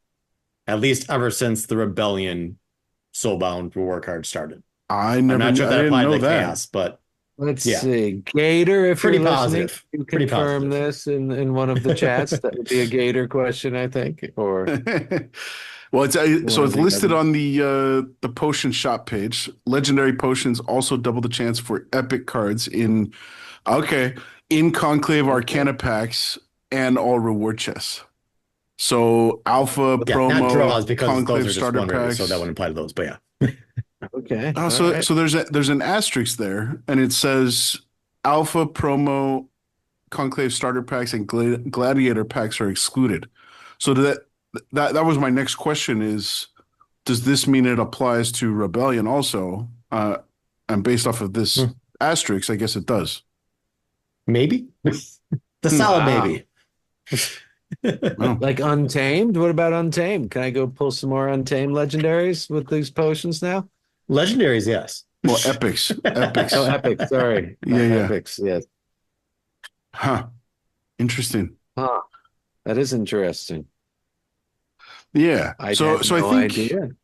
I wonder what it's going to be interesting once the kind of diamond champ bucket of players start to achieve those max decks. What does it? Because it's probably looking back at Rebellion as kind of the new standard for what we should expect, and obviously things are a little bit different with Conclave Arcana since we have the introduction of 3 new foils, but using that as kind of the blueprint of expectation in terms of price movement throughout the sale. I think it was probably 2 or 3 months after Rebellion launched that we started to see prices come down on what a full set of Rebellion cards looked like. I would expect kind of a similar timeline. I don't know if trajectory is going to be identical with Conclave, but once we achieve that and people are starting to list any extras on the market, I wonder if we dip down to a point where realistically a regular foil set of max Conclave is going to run you about 4K ish or south of that maybe. Um, because you have to imagine as soon as the conflicts drop, people are going to be chasing black foils all over again. Mhm. Mhm. So yeah. Like, if I remember right, when the Rebellion conflict started, namely the floor price of essentially every rarity jumped up. Because I think Walking Keys was picking up commons from Rebellion early on for, I don't know, 3, 4, 5 cents. I forget what. And I think it jumped to like at least 8 cents, maybe like 12 cents for a floor. But he doubled or tripled whatever ones you're picking up here and there. Like, yes, this is the car people don't care about, but for points for wagons, it's one of their cheapest ways to go about it, kind of thing. So that's one thing I've been kind of keep an eye on, where like even me, like I can't make a move on every opportunity that I think I might see, but like I look at like the floor price of different rarities and foils in Rebellion versus Conclave or Arcana right now, knowing that for conflicts, Rebellion will be only half of Conclave Arcana. So floor price wise, you could argue that the cheapest Rebellion gold foil legendary should be half the price of the cheapest Conclave Arcana legendary gold foil, at least as far as conflicts go. But right now, there's a lot of Conclave Arcana cards that are cheaper than the cheapest Rebellion counterpart. So Mm. don't know if that's gonna see a major shift once conflicts start, because just we know from experience, like a lot of people, like they'll complain after the fact in Discord and stuff. They're like, "Oh, I didn't know this was happening," because not everyone like lives in Discord, and in-game announcements still have room to improve, of course. So once conflicts start, inevitably some amount of players will be caught off guard and be like, "Oh wait, Rebellion's only half the points of Conclave Arcana. I need to buy these cheapest Conclave Arcana legendaries and like to max out their value, points per dollar kind of thing." So we could see a major shift. It's very hard to say, but it'll be interesting to see how it plays out, to say the least. We got the chasers now too, so I don't know. It's a whole different dynamic at this point. It really is. Like, are we going to see more buying and dumping the little ones, or the regular foils, trying to get the higher uh wagon value? I love the experiment. It's Yeah, it's it's it's so freaking brilliant. cool. Yeah, it's so cool. It's And awesome. even if we get it wrong, I mean, it was the right call. Granted, it's really early days. Jimmy, to your point, it does feel like Conclave Arcana launched ages ago, but the It reality feels is, like is we're months. yeah It's a we're week. 9 days deep, and Holy crap. That the, makes the me ex- feel better about hardly having any. Right now for it's only been gold 9 foil days. commons, there's 13 different gold foil commons from Conclave Arcana that you can currently buy at least one copy of, cheaper than the cheapest Rebellion common gold foil. Doesn't apply to every rarity and every foil, but that's just Well, that could see a shift. at what point does overall scarcity trump conflict contribution? You know, and I would also say that the average the average card of any rarity in Conclave is probably going to be more meaningful to your deck than Mhm. the average Rebellion card. Yeah. I That's think because like the most playable cards from Rebellion definitely have a premium right now. Like, so I'm just looking at Rebellion commons. Let me not have promos or rewards here. Um, so all of the common Archons, 637 is the floor. And then you've got the Mary Put Magicians, $5. The 2-drop water Daigen Dark Surveyor is $5. Gablano Soldiers, 4.5. Lurking Puffer is almost 4. So there's one, two, three, Damn. four, They're five, up six, there, man. I was seven buying them at half monsters, that. $3 and higher floor. And somehow even Endless Ape is 251 floor right now for a common gold foil with 27 on the market. It's like a lot of these cards, like if a new player comes in, like I want to buy every maxed gold foil card in Rebellion. There's probably a December you just can't go in the open market and secure right now. Well, what about Pretty sure. regular foil? That's still a pretty thin floor too, if I That remember too. correctly. Yeah. Yeah, just because so right now, Endless Ape, there are 27 cards, 48 CC total. So one max copy you can make plus 10. But there's a level 5, 6 CC at, well, $24, $4 each.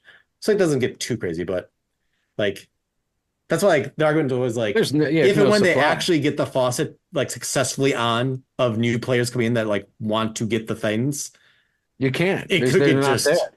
They're just not there. like we've been saying like there's too much of various things for a while, but it doesn't take that much change for it to become a very, very opposite effect. Like we could see in 6 months be like, oh, remember when chaos was just like everywhere? But we could use like 10 times more chaos agent now. Like there's just not enough. Like that could be a thing. speaking of Like, which, not- how many chaos packs are you sitting on, Jeff? Well, I opened the 9,001 like a month or so ago. 4 or 5,000 left. Awesome, man. Yeah, it's Yeah, I it's was thinking crazy about picking how some of those up too. yeah, it's not a 50 bad call. cent. Are they still 50 cent? 50 cents? They were Give or 51 take, cents in the shop store the other day, man.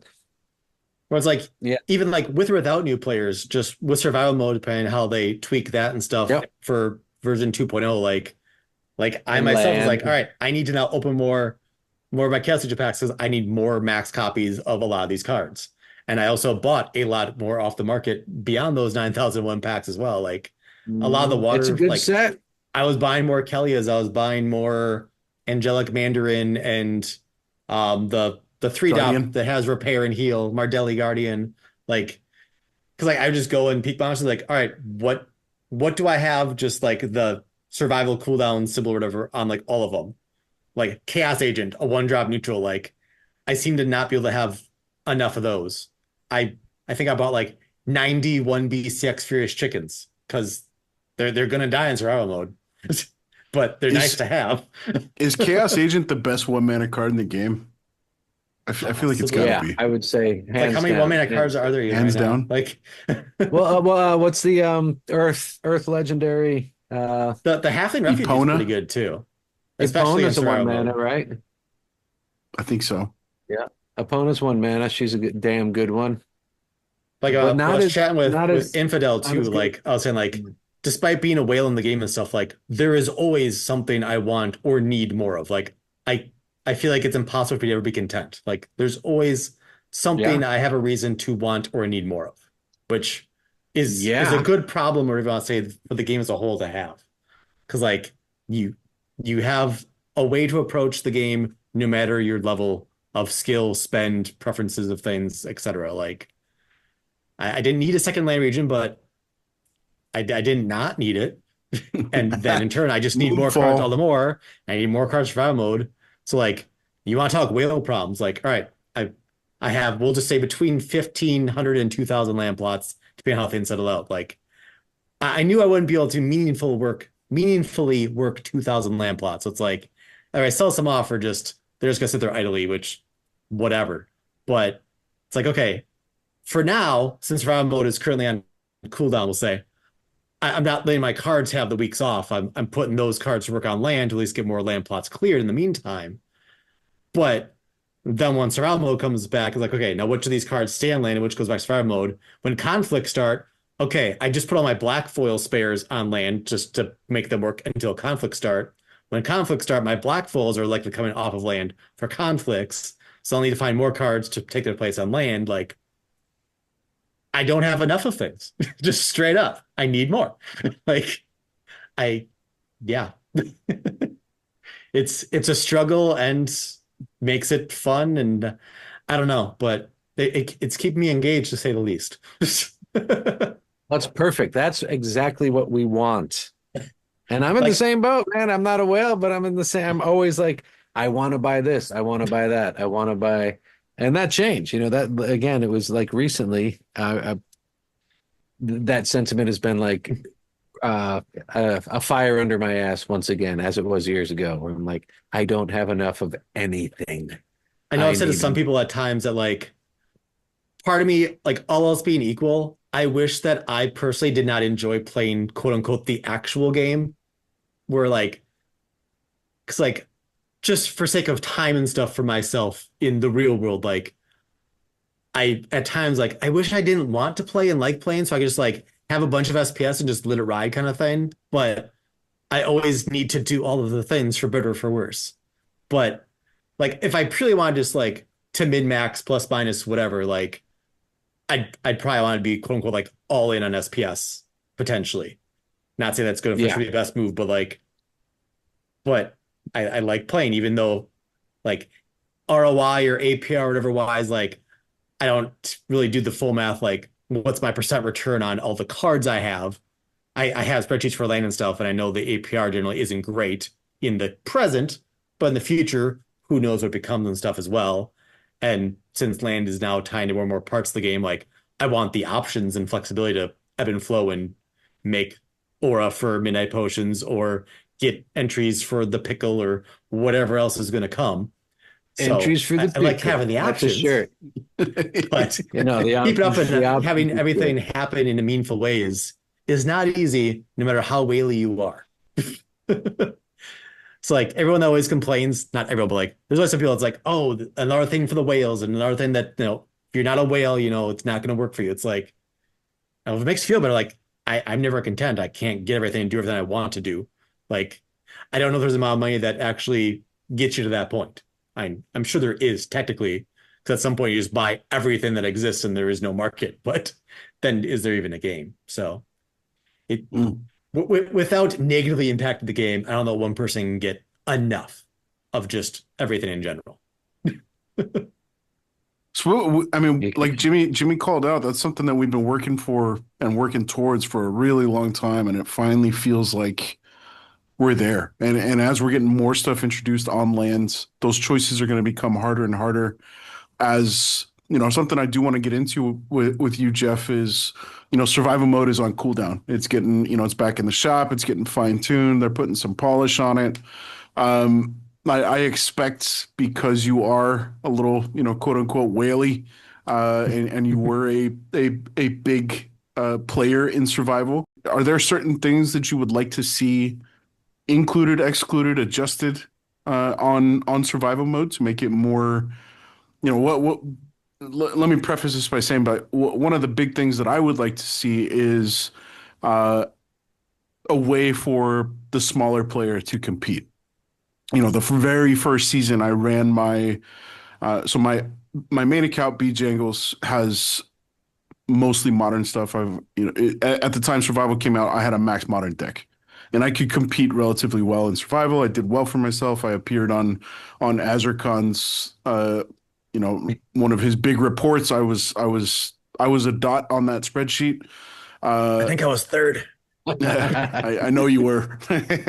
But my alt account has, I've got a whole bunch of my alt account is more complete from a Splinterlands library of cards perspective. I've got stuff dating back to alpha, and for all intents and purposes, I feel like that deck should be more competent in survival mode just because I have that much more choice. But the issue comes in where, Jimmy, this is something that you brought up ages ago is getting, leagues and levels applied in survival mode. That's something that I would want to see. I want to see the small, bronze, silver guys that have decided to go far and wide in their collection building versus I'm going for leaderboard in modern, for example. They should be just as encouraged to compete in survival. So that said, what have you kind of been thinking about, Jeff? Where would you like to see survival move forward with? Well, first and foremost, maybe not a popular answer for some, but at the end of the day, it's probably not going to be a mode for everybody at the end of the day. Like, it's an extra mode that's available for those that have the collection stuff that makes sense for it. But for those that are modern bronze or silver players, other than you possibly running through your cards last year to a season survival mode, you're probably not competing in survival mode season round. But as far as the evolution from survival mode 1.0 to 2.0, general consensus for what I've seen overall, there's definitely a popular opinion, it seems like, to steer towards the direction of ownership required, as it's definitely been highlighted that those that were earning the most or leeching off the mode, as some people would say, are renting heavily, if not exclusively, the cards, which renting itself is not necessarily a bad thing, but it seemed like those that were the biggest, I don't want to say offenders because there's nothing against the rules in doing so. But those had the most, there were several max Kellyas for 5 DEC or less a day, but those looking to rent them at any other point, the cheapest is 30 or 50 DEC a day. So somehow, some way, whether it was buying or just constant checking or longer term diligence, a select few got the entire supply of the affordable and cheap max cards. So while going back and saying markets are going to market, if there's opportunity to rent things and be profitable in survival mode, people over time will do it and the market will correct itself and rentals will go up. But if people have a bunch of rentals locked in perpetuity and they just keep renewing them and the owners of the cards never change the price, it's never going to change. So to that extent, you almost need some kind of reset, and now know how to have that reset be successful in not just having it go back to how it currently is if you continue to allow rentals in survival mode. There's a talk of saying oh, you can rent but only have this many rented cards per season survival or something like that. But I feel like that, not being a programmer, that sounds like a potential programming nightmare, where I feel like it's definitely probably going to be most convenient to be an all or none kind of thing for rented cards. But let's just say, for sake of argument, that, okay, you have to own the cards. Well, there's already been an issue of max liquidity, especially towards the top. So at that point, you kind of need to bring in liquidity bots then in survival mode. What does that look like? Do they have max cards? Do they have a full collection? There's been debates of that in modern too, where I ran into somebody who had the 0 mana ranged promo cards. Eleanor. I don't have that card max. I didn't own that card. I then went and bought it at level 2.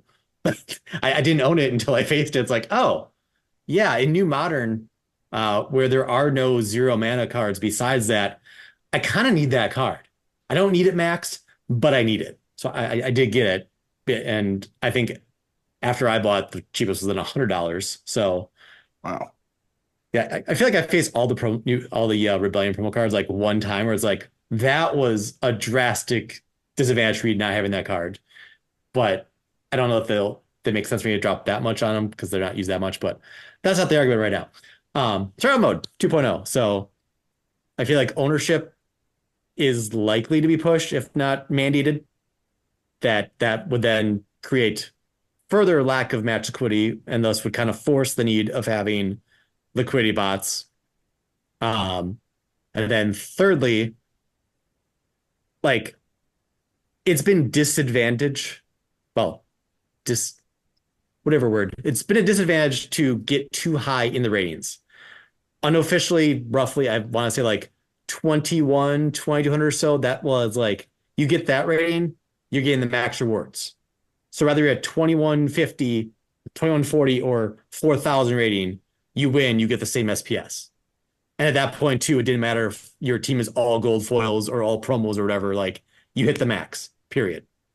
So somehow getting so that like there's actually a bigger discrepancy where you're actually making more in champ and survival mode than in the middle of gold or high silver or something. That feels very important too, because like I saw some people like they would get to certain rank, like they would just start not surrendering because you don't know what you're gonna lose, but like enter a battle, pick a level 1 Archon and a level 1 monster, lower the rating, do it again, do it again, do it again, until you get to a point where you find more opponents. It's like one of the first seasons of survival mode. I remember seeing like whatever rank I was at, I looked at all the leaderboards like, oh, there's like 3 accounts within 1,000 rate of me. There are 3 people that I could get paired against. One of those 3 people have me trying to find a match right now for me to get a match. So like it's an advantage to then try to lower your rating so you can just find more potential opponents. So I think those are like the main 3. So let's talk about ownership. Okay. Yep. Yeah, let's talk about ownership. So the I've long been a proponent for rewarding more substantially ownership versus rentals. I don't think we should ever get rid of the rental system. I think it's very cool. It's additional utility for incentivizing ownership, and then you can turn around and be card lord sort of thing. But I wonder if there's a way to the issue that you alluded to, is that solved by mandating SPS ownership that qualifies as quote unquote being rewardable? I mean, is that different means the to argument the too same that end? like we shouldn't have SPS rentals either, kind of in the same token. Like it's like I'll just say too, like obviously intentional or not, like I will have a bias based on my own collection and stuff where like obviously I own a ton of cards, so it's definitely a positive, net positive for me, arguably, that you require ownership in survival mode, especially if you have opponents to face. So I'm open to that not being the right answer just based on my bias. But from what I've seen others and stuff saying too, like I can see how or why the mass renting for some accounts had become a problem for sure. Yeah. But like at the same time, like, well, some people have card collections besides myself.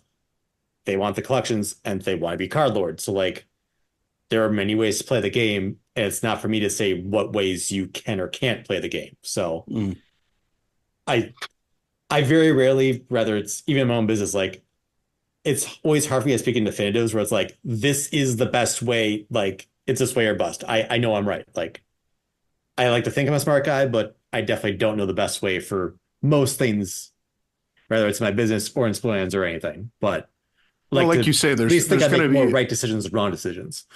yeah, and like you said, there's going to be trade-offs, right? No matter what decision we ultimately pull the trigger on, there's going to be one folks that are left problem or behind. one fix can lead to a different problem that needs a different fix.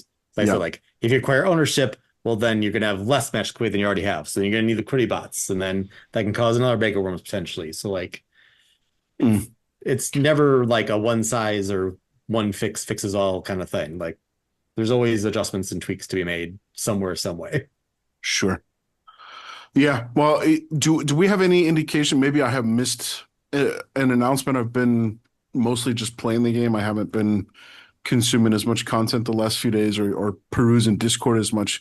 Have we gotten any indication as far as when survival mode is coming back as 2.0? I'm guessing at least 2 or 3 seasons. 2 to 3 seasons. Okay. I would be shocked and not necessarily pleasantly surprised if it was back for the next season.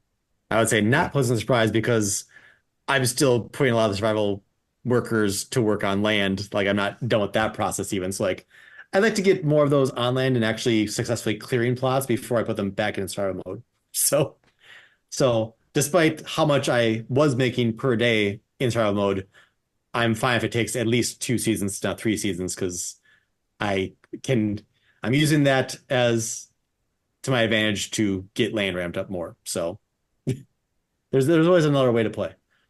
Mm.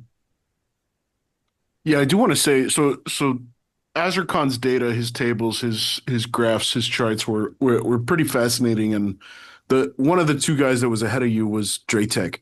And I think I had seen some of the calculations on the rental cost that this guy was parting ways with on a seasonal basis, and astronomical. Like this guy was paying, I want to say close to $1,000 a season I thought I to saw rent. that Draytech may have actually been not profiting because I think he also was renting a lot of top Rebellion cards, which are more expensive. Yeah. And kind of what I was saying before, like to his detriment, by having those cards, he moved up the rating too fast and then had to throw matches just to find opponents again. So basically paying a bunch for Rebellion summoners that all it did was get his rating too high and thus couldn't find matches and has lost potential revenue because he didn't have opponents. So Yeah. Well, I mean, we had talked about that a little bit. I actually really like the ability to see your opponent in survival mode so that I can, it gives the leg up to the manual player. If I see I'm coming up against Jeff or Vugtis or Jimmy, I know the three of you guys have more substantial and far wider collections than I do. It's much easier for me to just, throw you a bone and, here's a level 1 summoner, Archon. Here's a level 1 unit. Let's go our separate ways here. But I do want to call out, so Draytech, say what? Level 1 eunuch. Yeah. Yeah. Sorry, that was inappropriate. Draytech, I want to say he was getting 80 something thousand SPS per season, something like that. I could be wrong there, but it was substantial. He and Tryhard by far and away were in a league of their own. They were taking the absolute lion's share of the entire rewards pool. Playing, Jeff, I think you played 1,000 matches a couple of times in survival mode. Is that right? Or 1,000 wins? Wild, I had exactly 1,000 each of the last two. I was over that in survival mode. Over that in survival mode. Okay. And I want to say the last two Draytech seasons like 1,300 some and 1,700 some. I want to say. Oh, yeah, that's a lot, man. And Draytech and Tryhard were doing multiples of that, right? I think Tryhard had 2,000 or 3,000 plus. Yeah.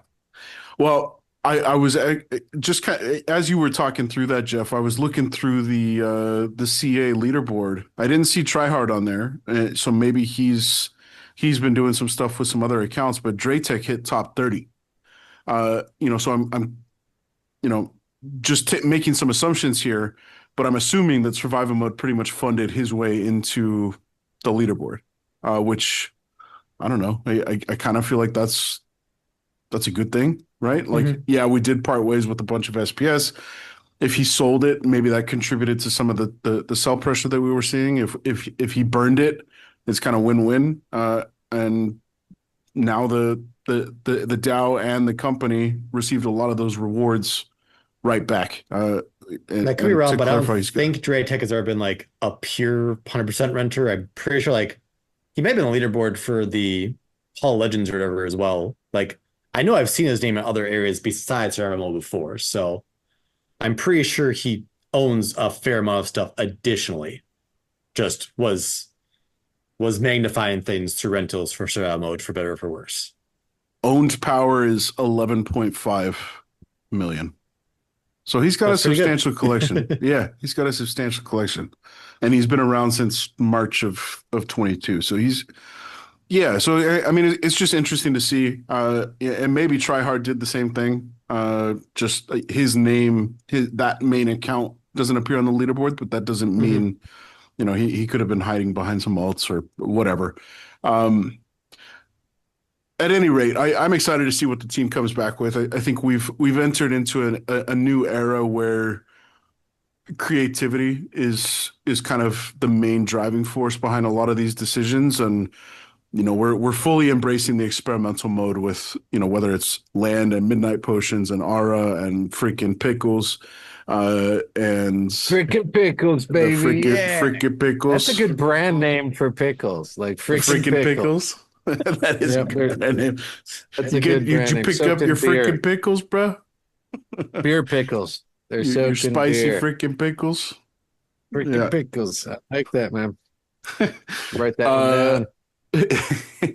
yeah. So embracing the experiment, with the foils and, the The Yabanize, the promo modes. card getting available in packs More and modes coming out. more All modes types. coming out. Like, man, yeah, it's such a good time to be here.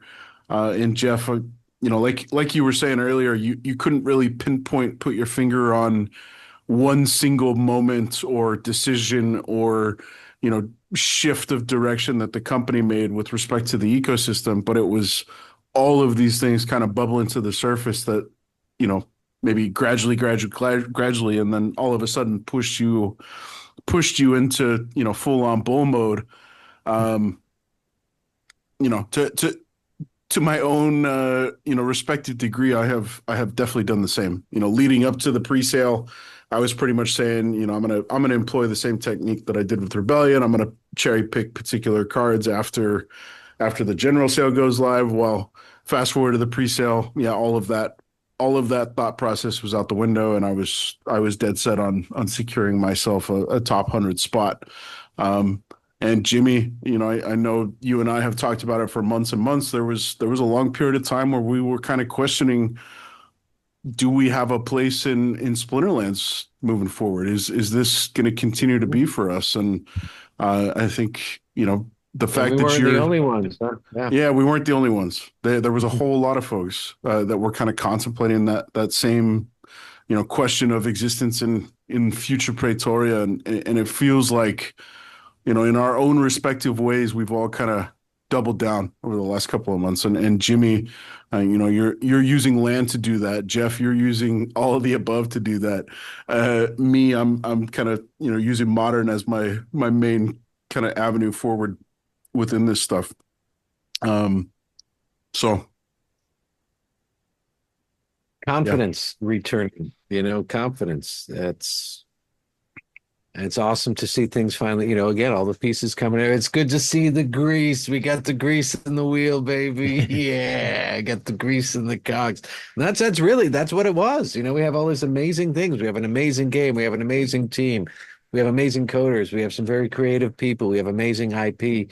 And it just wasn't flowing. There was something missing, and it just wasn't clicking.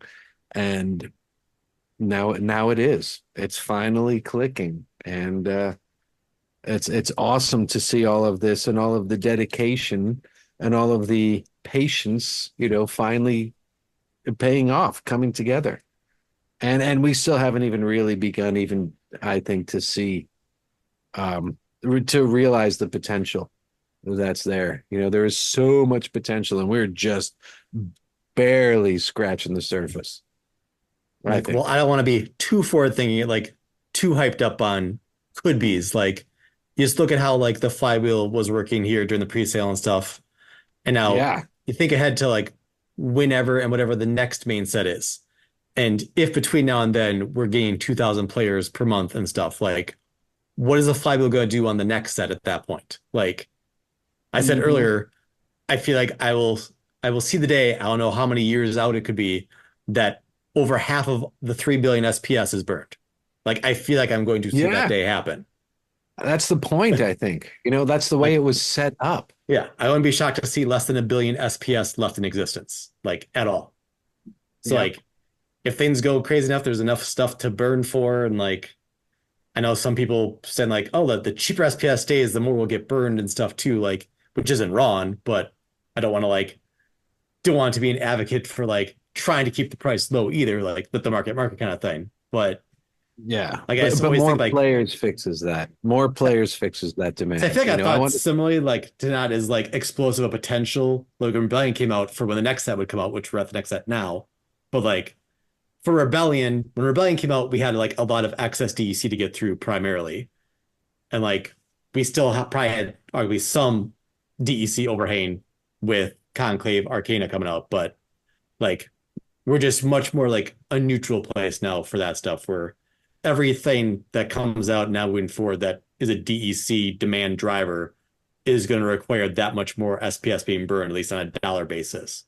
Because obviously, if SPS goes to 10 cents, like you don't have to burn as much quantity of SPS to get however much DEC you need. But it would not be far-fetched for the active player base to do a 10x in under a year. Like they find successful marketing strategies and they go deeper into those that once they prove to work, like the sky is truly the limit. Like I will not be shocked to see SPS over $1 again someday.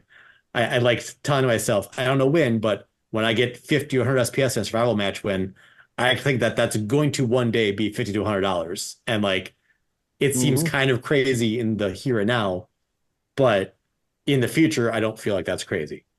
Not saying it's a guarantee to happen, but it's inevitable. It is inevitable if we just get more players. Yeah. If we constantly bring in more players, it is inevitable.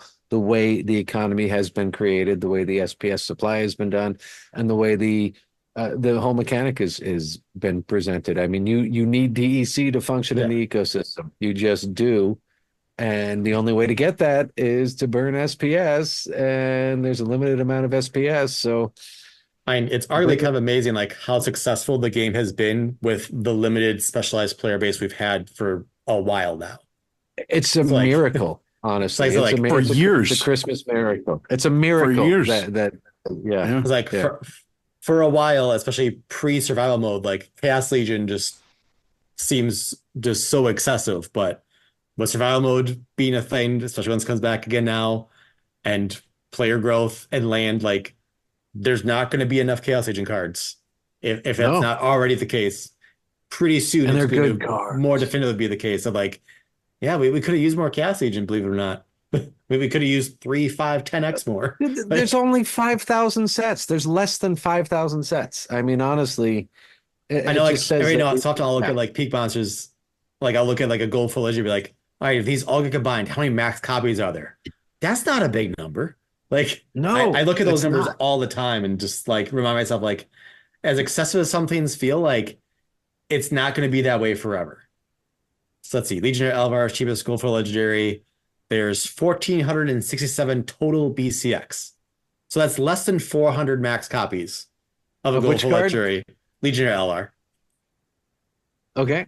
Neutral. Yeah, moderate. Desert Dragon, 1340. Void. What about Queen Mycella? What about like new names? Queen Mycella? 1476. Total cards 785 because some of course been combined, but so yeah.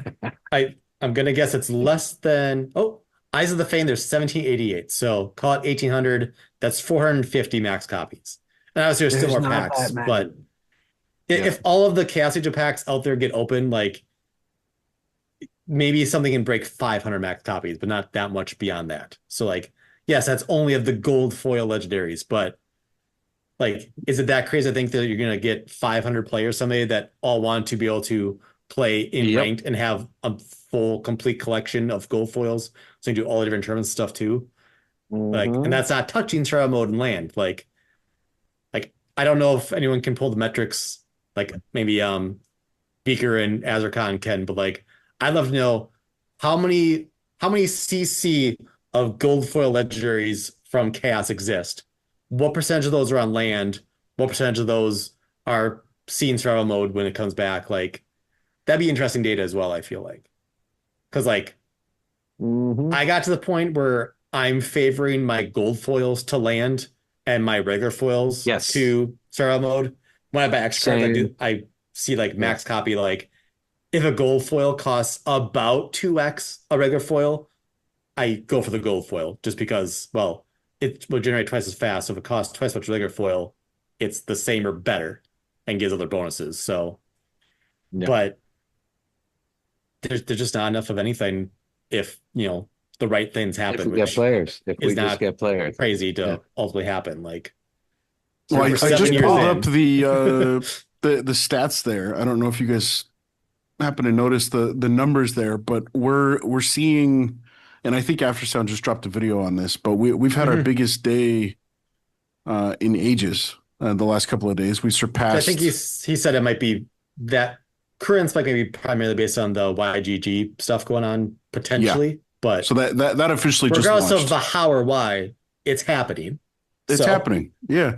I mean, and even if, I think it was Aftersound, tossed out the rough number of if we've got a 1% retention rate, I mean, that's still, 500 max copies. We'll get there in a couple of months. And this is, by no stretch of the imagination, is this the extent of marketing that the team is ultimately going to unleash on the internet. Oh, we haven't even started. Yeah, we haven't barely even started. Yes.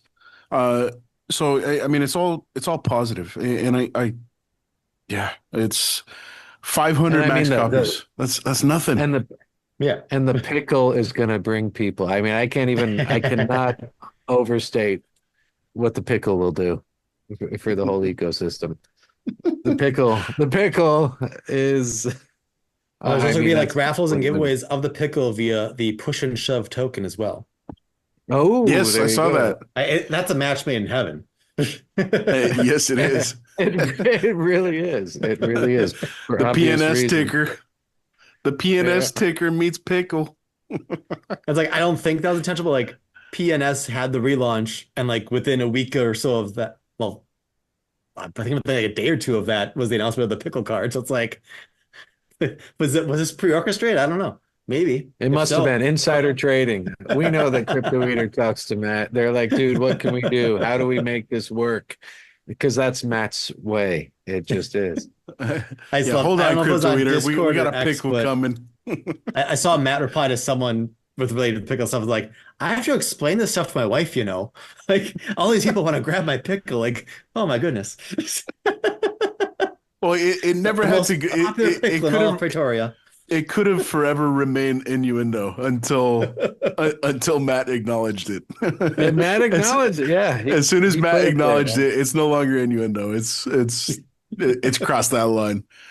It's crossed the line. What if there's Yeah. any potential like to give that card any sort of extra PP as well? Because I mean, I feel like you kind of have to, right? yeah. Damn, dude. It's gotta That's get what some I'm kind of talking extra about PP right bonus. there. Oh man. I can't believe I didn't even think of that. I'm embarrassed that I didn't think of that until you just said that. It definitely needs some extra PP. At least twice as much, if not 3 times. Like, I'm serious too. That's a very good observation there, Jimmy. It is a promo. Yeah. Have we heard anything about, so Jimmy, at the beginning of the episode, you were talking about Chaos Legion kind of serving as the last great card for land. Is there Accessible cards for land. right? But is there any reason why, I think this conversation has been brought up in the past, like as sets get retired from Modern, move into Wild, does the PP see does I the would PP like to does the see- PP grow? Yes, I would like to see the PP shift.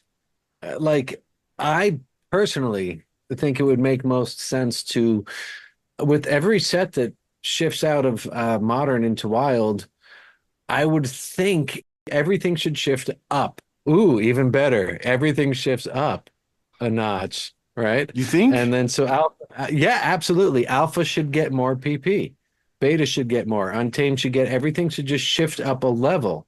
Chaos Legion shift up a level. All of a sudden, Rebellion goes from the negative 50% to even, right? And everything should shift up a notch. Otherwise, there's going to be zero incentive to put any new set after Chaos Legion on land, because it's just as it is, it's so hard to generate anything of freaking value. Like, it takes so much PP to come out ahead of land with grain requirements and with everything that. Well, also it that's doesn't just make for now, any right? sense.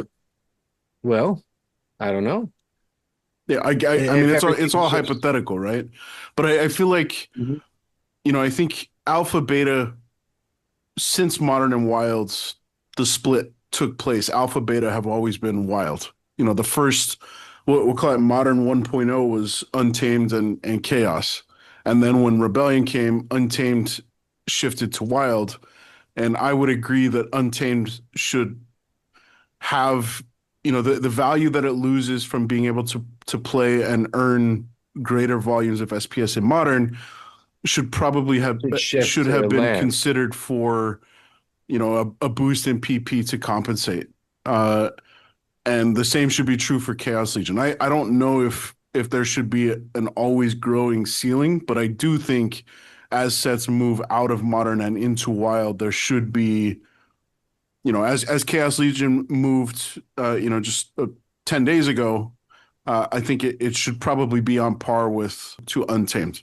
And maybe Untamed sees a little bit of a bump, but I don't know if there should always be like a growing ceiling for, you know, the pre-existing alpha betas.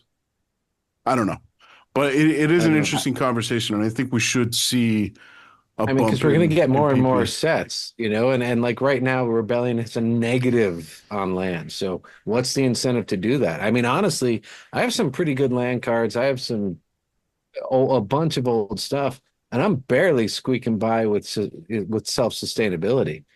And I've got a bunch of Rooney. I have no idea how land is even possible without paying out of pocket for. Oh yeah, Rooney. That's why I got a bunch of recently too. Yeah, like I honestly don't see how. A bit of quick news break, guys. Look at that. What's this? Bitcoin at 12,000 almost. Bam! I thought over 110 before coming on, but yeah. Yeah, it hit 110 earlier today. Yeah. Bam! I'll just sell all my Bitcoin. Sell all my Bitcoin for CA. Oh, USDC isn't up though. Yeah, USD. Dude, I'm Azurcon, if you're listening, man. I've been talking about this for years about USD value on the global market and maintaining its position as global reserve currency. It's questionable at the moment. Not that that's good, but it is. Bitcoin gaining more and more relevance as Jangles. I don't know if you saw Taiwan put out an official statement saying they wanted to move, I believe it was 5% of their treasury into Bitcoin as a hedge against the instability of current economic global conditions. One more country saying we want to use Bitcoin as a standard. Oh, I see it now. Proposal to allocate 0.1% of Taiwan's GDP to Bitcoin reserves. Interesting. 2 hours ago. Man, Jimmy, look at you. No, you're on it. I see the future. Now, I saw it on crypto.com, dropped that freaking article a couple days ago. Okay. Unless I'm living in the future, which I might be. I don't even know anymore. Okay, yeah. So Cointelegraph, Taiwan lawmaker calls for Bitcoin reserve at national conference 2 weeks ago. Yep. Interesting. Just one more country saying, you know what? Let's do it. You call this a country. All right, well, this a country. For now. They're going to come What for are you? So what is Taiwan? Territory? I thought they were a sovereign entity. Depends who you ask. If you talk to like Swaziland in Africa, we're a country. If you talk to anybody who sits on the UN, we are a territory of China. So, yeah, it depends who you ask. But you ask the Taiwanese, and we are a sovereign, independent nation. But they're coming for me too now. So cool. Let's shift gears here. So Jeff, we talked a little bit off air about your pursuit of the. We talked about it a little bit on air thus far as well, also, but your pursuit of a leaderboard position, getting an Archon made in, your likeness, of however you see that, kind of panning out. I'm curious, I don't want to necessarily spoil expectations for anybody out there who's maybe one day goal is to get an Archon made in their likenesses, but I've heard from a couple of folks who have participated in that process in the past.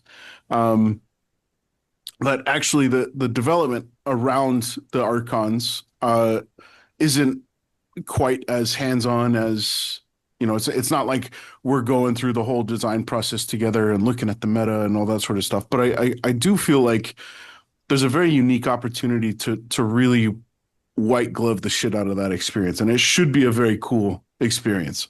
Um, so I'm curious, Jeff, if you could have your way, uh, assuming that all things have to be equal for you and the other five folks who rounded out the 1 through 6 on the leaderboard, um, is there something that you feel like would be unique and special and valuable enough of an experience to really justify such a, it's an honor. Like you're going to have your card in Splinterlands for forever.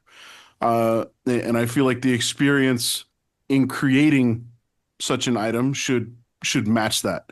So I'm curious from your perspective, is there some cool stuff that you would like to see, like maybe a title or meetings with the design team, with the other five guys on the leaderboard, or like taking part in meta discussion? Like what in your mind would kind of tick the box of, oh wow, okay, this was an awesome experience, 10 out of 10 would recommend? I don't feel like I in particular would have like the knowledge basis to like be like, oh, this is like the kind of abilities or whatever it should have to like work, but to be a part of the conversations and like through ample play testing of others and stuff to be like, these are things that could work. Does a certain thing like fit you better kind of thing would be neat. Like I've had some thoughts, but like I don't have a in particular like, oh, I would love to have like this ability be involved or anything like that. I've had thoughts of like, oh, maybe having an Archon that is somehow anti-gnome could be interesting. I don't know what that would mean exactly, but that could be interesting. Like I guess that maybe a new ability that like where the Archon somehow like shuts off weapons train of the other, because gnomes I feel like are fairly reliant on weapons train in the current meta. So that could be a way of indirectly being a gnome hater without being exclusively a hater of gnomes. So that could be something.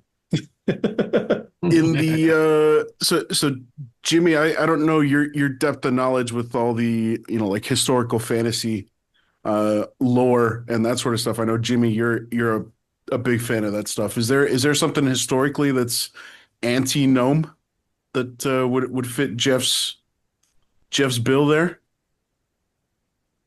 Honestly, so if you go back to like around 1910 to 1918-ish, Tolkien was originally calling his elves gnomes. So the elves were originally called gnomes. Again, he is obviously the father and the creator of modern fantasy. So anti-gnome, is that anti-elf or is that, I don't know, dude. That's a whole crazy thing right there. It's a whole can of worms you're opening up. Well, I said before the most like well-known answer, like just terminology wise, I think is goblins. Well, we don't have a goblin Archon yet. Maybe that's yeah. I was talking to Tofu and I we're talking about what could the legendary Archons look like? Is it a combination of do we see multiple bloodlines be callable? Do we see one bloodline with tactics come into play? Do we see just dual element with Archon? Like what is it? What does it ultimately look like with respect to these legendary Archons? And I honestly don't want to see dual elements. I think I don't either. it's- I don't either. I think it should be rare. I think it should be kind of isolated to a rebellion era, at least for a while, you know. Yeah. I like the idea. We talked about sense the that idea we- of every other set last time. I feel like that's kind of a I good think that's cadence. even too much. That's even too much. Because it just changed the game so much when you had the dual element thing going on. I could see like changing them up and changing the matches. Life on Earth was just ridiculous to pair together with all the sustainability and the healing and stuff. That was just crazy. I just feel like the game has so much more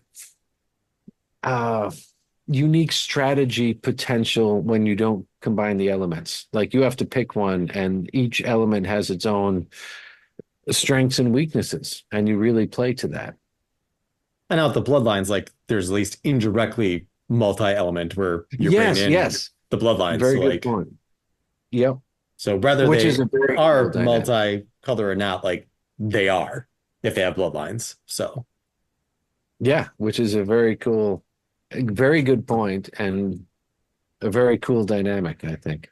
yeah, I've been trying not to put too much thought into the Archon I'll be helping to design in whatever capacity, just like not knowing what element or elements I'll have, if it is one or two elements, if it's one or more bloodlines, if it's got tactics. Like, well, once I know like the skeleton of it, I can start thinking like what would be the most ideal for me in some capacity to whatever capacity I'm allowed, kind of thing. But What until then, I element want to would get what would you want if you could pick your element right now? Pick your splinter, which would you pick? well, I said a little bit off air, but I don't want to disclose too much of that publicly yet. No, I want like to get everyone's if hopes you up. could say I could choose my element right now and no one else picked it, which would you prefer? I don't think I have a singular one. Like, it all depends on like what I end up going with and like what fits, kind of thing. Cool, cool. Okay. All right. What That's about what the she said. experience But, itself, Jeff? So we talked about like the design side. Like I feel like there's a lot more opportunity outside of just sticking elements or sticking abilities on there and Mhm. making decisions around artwork. Uh, I think about like there's a famous Taiwanese restaurant called Din Tai Fung that has big glass viewing setup, so you can see how all of the food is prepared from like big bags of flour and buckets of water to finished product of noodles, and that's kind of the appeal of in addition to being very legitimate and authentic Taiwanese food, you also get to see get a glimpse behind like how is all this stuff made. So I'm trying to think like outside the box of just we're trying to design a card here. Is there other elements of the design process that you think it would be cool to be a part of? Maybe it's like, we're having discussions around meta and where Call Me Tim and the design crew are looking to take, the next reward set, or here's a list of promos that we've got, kind of blueprinted out, and we would like very, very solid synergies between some of these summoners, archons, and these, like I think it's outside of just the realm of just this singular card design. I think there's an opportunity to make a really cool experience for rewarding you guys who went way above and beyond, and in the final 30 seconds had a massive blowout on the leaderboard. So have you thought about like outside of the card design process itself, is there some cool stuff that you feel like would be valuable for you to be a part of, or a cool experience for you to be a part of? Not that I really thought of in particular. Like, I know just the thought of having a card in the game just appealing enough to me. Where not that other things would be a bad add-on, but like it's not a requirement for me at the same time. Maybe not the best answer, but it's like my skill set isn't, mass designing and like figuring out every in and out of the lore and stuff. And like, yeah, they have people for that know it better than I will. Where yes, if I can put in my 2 cents or preferences here and there, that'd be nice. But I definitely like, if given the option, I don't know that I'd even prefer to be like, I want it to be this type with this ability and this like, because I'm not gonna know what's gonna like fit without breaking the game and stuff either and stuff like that. But like, if they kind of like, oh, we tested these things, like we feel like here are like 3 combinations of tactics or abilities or bloodlines or whatever that like we feel can work without breaking the game. Which do you have a preference on? Like, at least that much, just being able to feel like making the decision without making it from scratch. Like these are acceptable answers for what you have vetted. What do you like best? I think it'd be like the safest fit. Any chance of a living cheese curd being the Archon of choice, Jeff?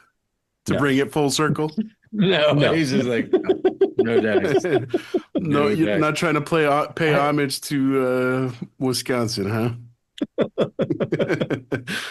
So was there okay, so I believe in the past, didn't the creators get a max gold foil copy of their own card? Was that what it used to happen?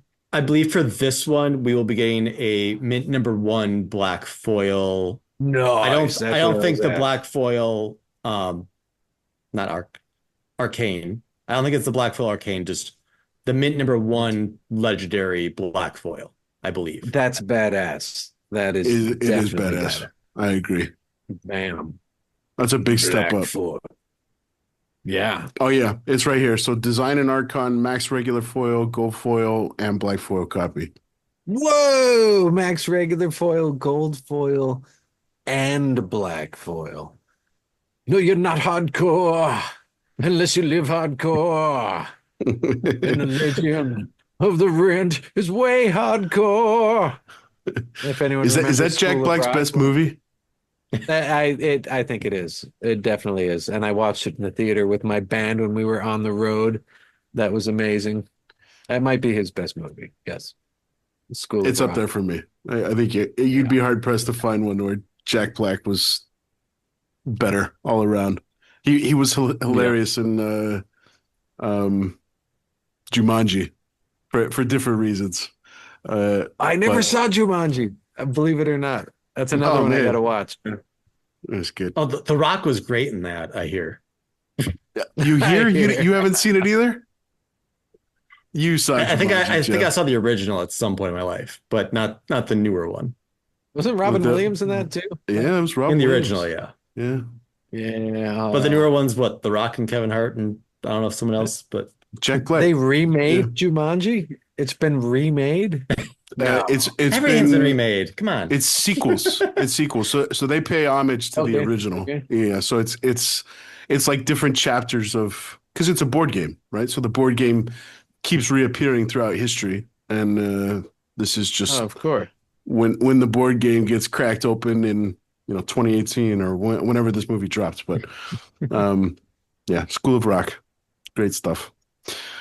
All right. Well, what's on the immediate future, Jeff? So you've made some massive waves. You've rushed in like an absolute bull over the last couple of weeks. Are you slowing down? Are you setting your sights elsewhere? What's next on the agenda for El Jefe? I mean, I always need more. Like every Also, day, that probably would be an multiple times a day. awesome Archon name, by the way. El Jefe, the boss. Maybe. What was the question? What's next for you, man? Where are you setting your sights, dude? Oh, I was saying like every day, I think multiple times a day, like I just click through Peak Monsters and see like, all right, gold foil common floor price, rare floor price, like just seeing like, I just always cycling and see like, okay, oh, I want that. How many creds do I have left? Oh, I'm almost out of creds again. Shoot. And I've got some DC, but I'm still ramping up land, so I need more DC for that. So, okay, where do I find more fiat from now? Because I need these things. And off air, sorry, but like Jimmy was saying, he's picking up more land cards. Like, oh crud, he beat me the punches. He's like, I gotta get on some of these. And like, Yeah. I just picked up another like 20 or so common totems, I think yesterday and sometime before that.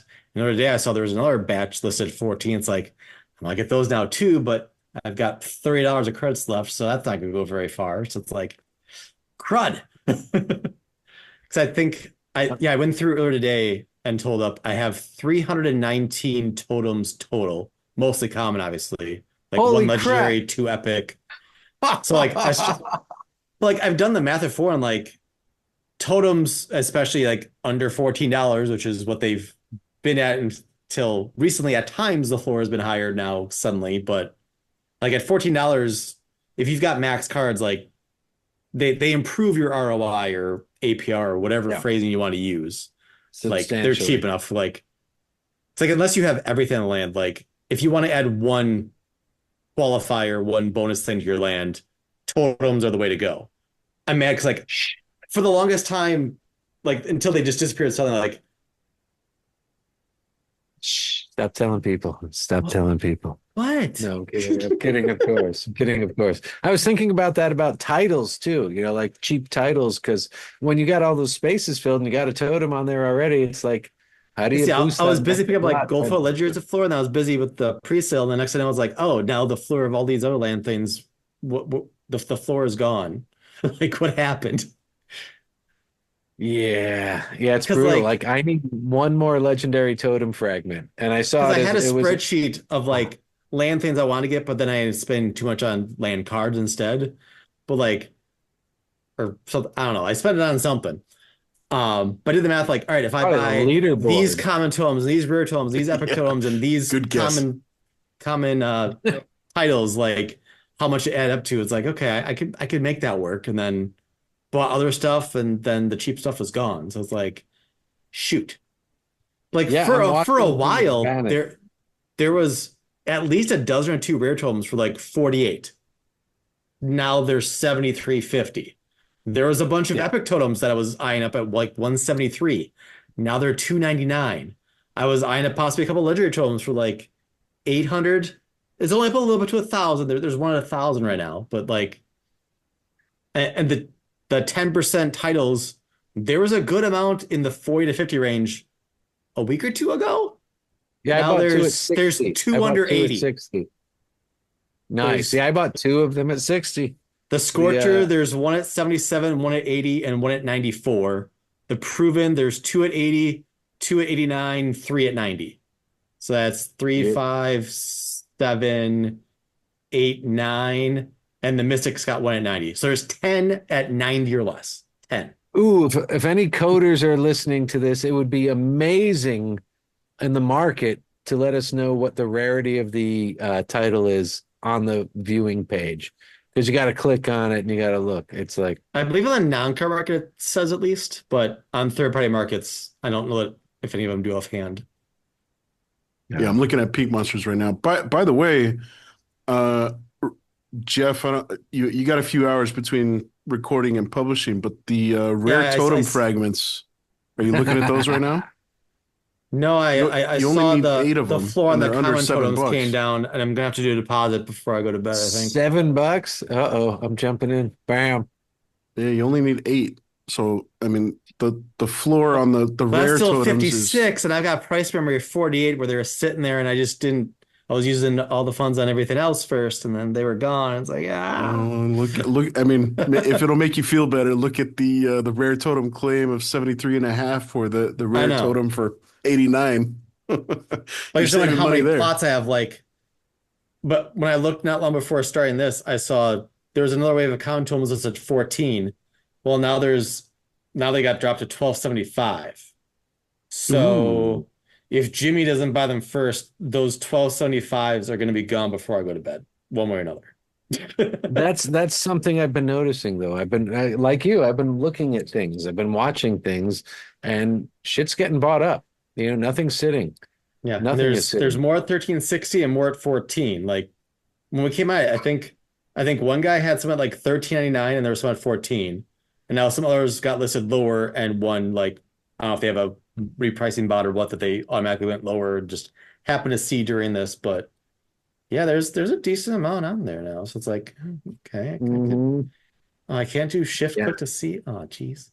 It's like Yeah, it how hurts much is not- it if I raise the floor again? But Yeah. it's like I don't No, have an official number in mind. Like I want to have X number of plots working, but like I would prefer to have at least a common totem on all my plots that I have in operation. Like they're worth it up to a certain point. And like Yeah. and obviously if you want to increase your production by 10%, well, you're gonna buy a totem under 15 common totem before you buy a $90 title. Like this is what Oh, you're gonna hell do. Like it's like you're only I mean, gonna the buy thing a with the title if you titles already is- have a totem. Of course, the title is just that extra spot that to fill. You can't put two totems on land, but you And- could put a title and a And totem. that's one extra reason I bought all the Rooney I did recently was like, well, Rooney gives How many 100% Rooney? bonus. A How many legendary Rooney you totem gives got? 100% bonus. How Legendary many totem Rooney? was 800 to 1,000. Rooney was like How many 500. Rooney? How You didn't many? see my tweets? Many? No, I've Jeff I've bought been all the gone for Rooney, 2.5 man. It weeks. was like a Brady How Bunch many? photo of all of them. It What was was How like, awesome. many? how many was it? I don't even Come on, know. let's find out. It was a lot. Like 30, One 100, screenshot had 9. One 20? screenshot, there was one. There's over a dozen. How many was it? Nice. Let's see. I'm Well, pulling up over a your I'm dozen. pulling up your Okay. Twitter I here, bought Jeff. so many, Let's I see. don't know anymore. I bought so much, I've lost track. Nice. Let's see.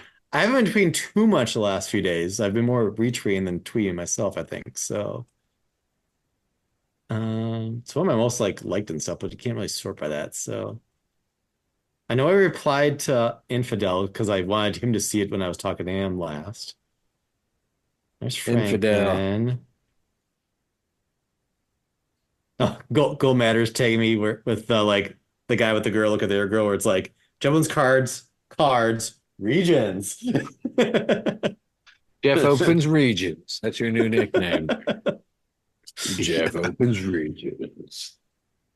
May 11th. I can't. How long ago was that? I don't know. I don't know. He's looking, man, he's I'm looking. scrolling way down. I don't see it, man. He didn't buy any. Oh, I found it. May 2nd. It was 12. So it was 9 in one picture, 2 in Okay. one, and 1 in another. I couldn't remember if the second picture had like 3 or 4, or apparently 2. So it Did you was a have any 12. earlier? Did you have any from the first Yep. wave of ruining sales? Yeah, the full tweet is just a small little welcome to the family of 12 additional Splinterlands Rooney. My Rooney family is now 20 large. Nice, dude. We're about the same. I think I've got you beat by 1 or 2 there. Just And just and I don't know barely. if it's OCD or what, but when I was putting my Rooney on land, at least initially, depending on the resource type, it's like, all right, this is a wood plot. Which of these Rooney looks like they'd be the most helpful to producing wood? So I have one that has an ape head. I'm pretty sure I have my ape-headed Rooney helping with wood because it just seemed like the best fit. And some look a little woodish, some look a little ironish. So not everything fits to a T, but I was at OT is which of these makes the most sense to make grain? Which makes most sense to make stone? I love it. They should do bonuses based on characteristics. That would be amazing. PP bonus based on characteristics there. That would be a big So bump Jeff, to I do Rooney. have to ask. Have you ever had a mustache? I did no shave November once, twice, and it doesn't go great. Okay, yeah. But what I look like after a month, most people probably look like it after 2 days. Only other people would be more filled in probably. So that's fine. I don't Gotcha. get I'm not all super 5 o'clock shadow and scratchy and stuff. So it's not a bad thing. Get the Don Johnson going on. Roll up the sleeves on the blazer. Get the 5 o'clock shadow really kicking.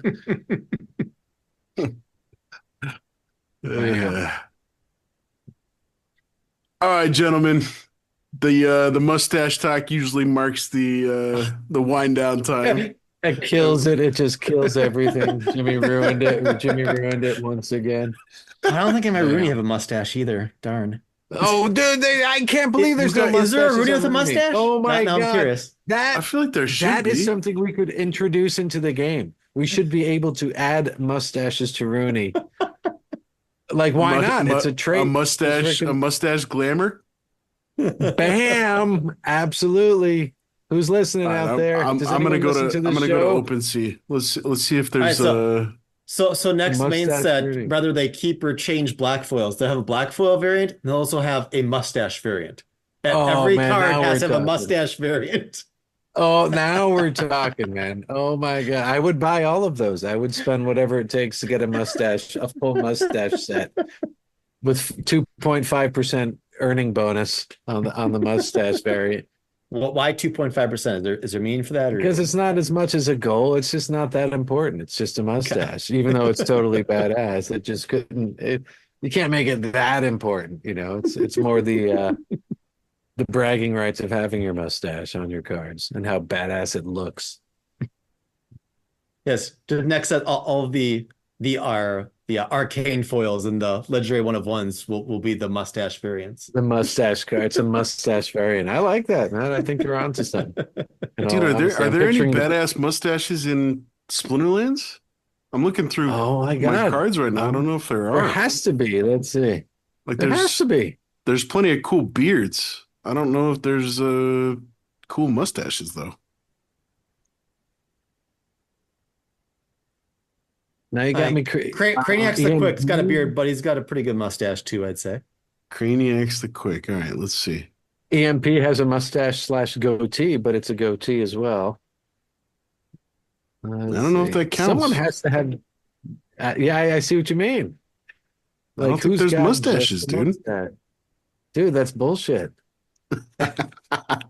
That's total bullshit. What's going on? Lorcas has the Craniacs goatee. does have a mustache, and I was DMing with Keegs a little bit, so I'm not gonna tell you what I'm doing, but just bear with me. This is a shout out for Keegs. Keegs, this is for you. All right. So Craniacs the Quick. In the Belarusian Empire, survival hinges on loyalty, ruthlessness, and knowing when to run. Craniacs the Quick mastered all three. Once a minor mage under the thumb of a powerful necromancer, he earned his name slipping through the cutthroat struggles that left others rotting in the dungeons beneath New Belarus. He didn't chase power, he chased opportunity, and he found plenty of both. Portia Nair saw more than a survivor. She saw a necromancer who would spill blood without hesitation and ask no questions after. She offered Craniacs a purpose and, more importantly, freedom from the Empire's leash. Now, he leads a tide of death across the shimmering coast, raising drowned sailors, clawing skeletons, and restless spirits to sweep the land clean of the living.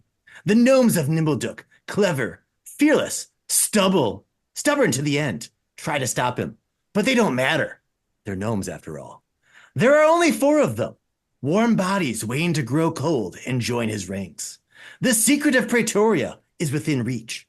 When it's unearthed, Craniacs and the Conclave Arcana, but mostly Craniacs, will have the throne of not just Belarusian Empire, but all of Praetoria.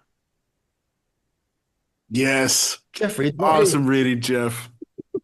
Man, you gotta do it shorts sounds of Splinterlands lore, man. I do have a playlist on my channel from like a year ago where I did some. They didn't get a whole lot of views. I stopped them, but yeah, Keegs mentioned in DMsP like that he mentioned like, oh, I am honored that you anyone remembers those, let alone enjoyed them. So that was for Keegs. And You anybody else that definitely may got to enjoy do some them. readings. Yeah, you got to do it really breathy like that. That's badass. And all the ones I did before too, like I don't read them first. I was like, I'm just gonna open it and just read it. So like I might stumble here or there on. I had one stumble, I think, in that one, but You also some words added like jabs against the gnomes. That was nice. Nice little oh, Jeff you caught touch that there. little ad lib? Oh, okay. I was reading along with you. That was beautiful. That's awesome. We need more of Craniacs, that. I love that card, by the way. I don't see him in the meta just yet, and the market kind of reflects that, but I think it's just a matter of time before that final rest comes into play. Oh yes. Mm. Well, moral of the I'm story, looking for no mustache. mustaches, bro. No, No dude, it's mustaches. bullshit. I'm looking. Valinor would look great with a mustache. Fizbo the Fabulous could have a appropriate mustache as well. Little pencil thin guy just above the lip. Prince Renyon could have a badass Derek Smalls style mustache for sure. I mean, there's so much potential that they're just missing here. Jeez. Man, everywhere. Archer, I feel like Everywhere I look. Archer Coy should definitely have Oh, absolutely. the whiskers, Absolutely. man, for sure. Absolutely. Commander Commander Goff could have a mustache. Lord of Yeah, I remember if I Darkness was could- with you in the past, Jangles, or if it was like on his own stream or something. But I just remember at one point, Rogue with we'll just call it Nipplegate, where like they're showing Nipplegate. different cards. Like Yes. I think it was an episode of Splinterlands TV or something like that. But it was like wait, this card, like, shouldn't I see nipples? Where are the nipples? Like, No and now nipples, no apparently the new gate mustaches, is dude. Mustache Gate. So yeah. Nipples and mustaches. That sounds like a bar. Or it should be. Pretoria, the land where PP only grows and there is never shrinkage. Bam. But yes. But you think it's Seinfeld, very Seinfeld right there. I had shrinkage. I was just swimming. I just went swimming. Classic. Did George ever, was there what was the mustache thing on Seinfeld? Was there a beard/mustache episode? What the hell was that? I don't know. I can't think of it. Yeah. Vague recollection of some weird facial hair thing on Seinfeld. I might just be making that up too. Yeah, dude. I don't see a single mustache. That's bullshit. Yep. You're gonna have to take that one up with Nate, dude. Some skins, man. I want Val. Val Namor needs a mustache skin. Prince Renyon with a giant badass. I mean, there's so much potential just right there. Yeah. I just scrolled through everything. I didn't see a single just mustache. No. Fizbo. Now you know, for everybody that is out there that was wondering, not a mustache in sight on Splinterlands. Well, when I make my Archon card, when I buy enough packs on a pre-sale, it's going to be Jimmy's mustache. I'm telling you. That's the whole deal. So instead like of a face with a mustache, it's just a mustache. Just yeah, Jimmy's mustache. Jimmy Stash. Nice. God only knows what the powers are going to be. Let's wrap it up, gentlemen. A lot of fun. Yeah, killing Jeff, it again. Bam. Killing it again. No, Killing it again. In the best ways, bro. A lot of fun. Jeff, absolute blast hosting you, man. It's been a lot of fun watching your moves over the last couple of weeks. Super excited to see what comes with the El Jefe Archon. Were you sweating at that last minute, man? Were you sweating at that when you pulled the trigger on that leaderboard move? Were you just like, well, the timestamp someone else shared there, apparently my purchase was with 17 seconds left, if I remember correctly, which I didn't realize was that close. But that's risky waiting until that final minute. It's crazy, man. I don't think I saw Hand V, however you pronounce their username. I don't think I saw their move until mine was complete. Because yes. We saw you first and then Hand. Because 4th, 5th, 6th were all like very close together. So it's like, I was very scared prior to that. Like, if I try for top 6, I really don't want to be 7th. So, but like in the closing minutes, it's like, okay, 4th, 5th, 6th are all very close together. So I leapfrog all 3 of those in the closing minute-ish. The odds of all 3 passing me back in that amount of time didn't seem very likely. I also didn't factor that Hand V was going to be leapfrogging everybody. So in theory, I only leapfrogged 2 spots in the top 6 or whatever, but it worked out. What for number me did you in end the up with? 5th. Yeah. What number did you get again? 5th. 5th. Okay. Yeah. So that means airdrop I was number leapfrogging 4th, 5th, 5? 6th. So I was going for 4th, but then Hand V jumped everyone, so I got to 5th. So yeah. Because yeah, at the end, 5th, 6th, 7th were really close. They were all like 55, 56 million-ish points, and I was 60 million, 4,000 or whatever. Because yeah, I mean, it made for an exciting pre-sale. That was a lot of fun to watch. Yeah, right at the launch of the pre-sale, I got the 1,000 Alke packs. That was 12 million points. While talking, I think with Joaquin Keys, I think Dahota said they're like, "Oh, you're like tied. You're gonna let that stand?" It's like, "Oh yeah, I'll buy 1 standard pack just to move up that 1 spot." And then that like 4,000 points stood.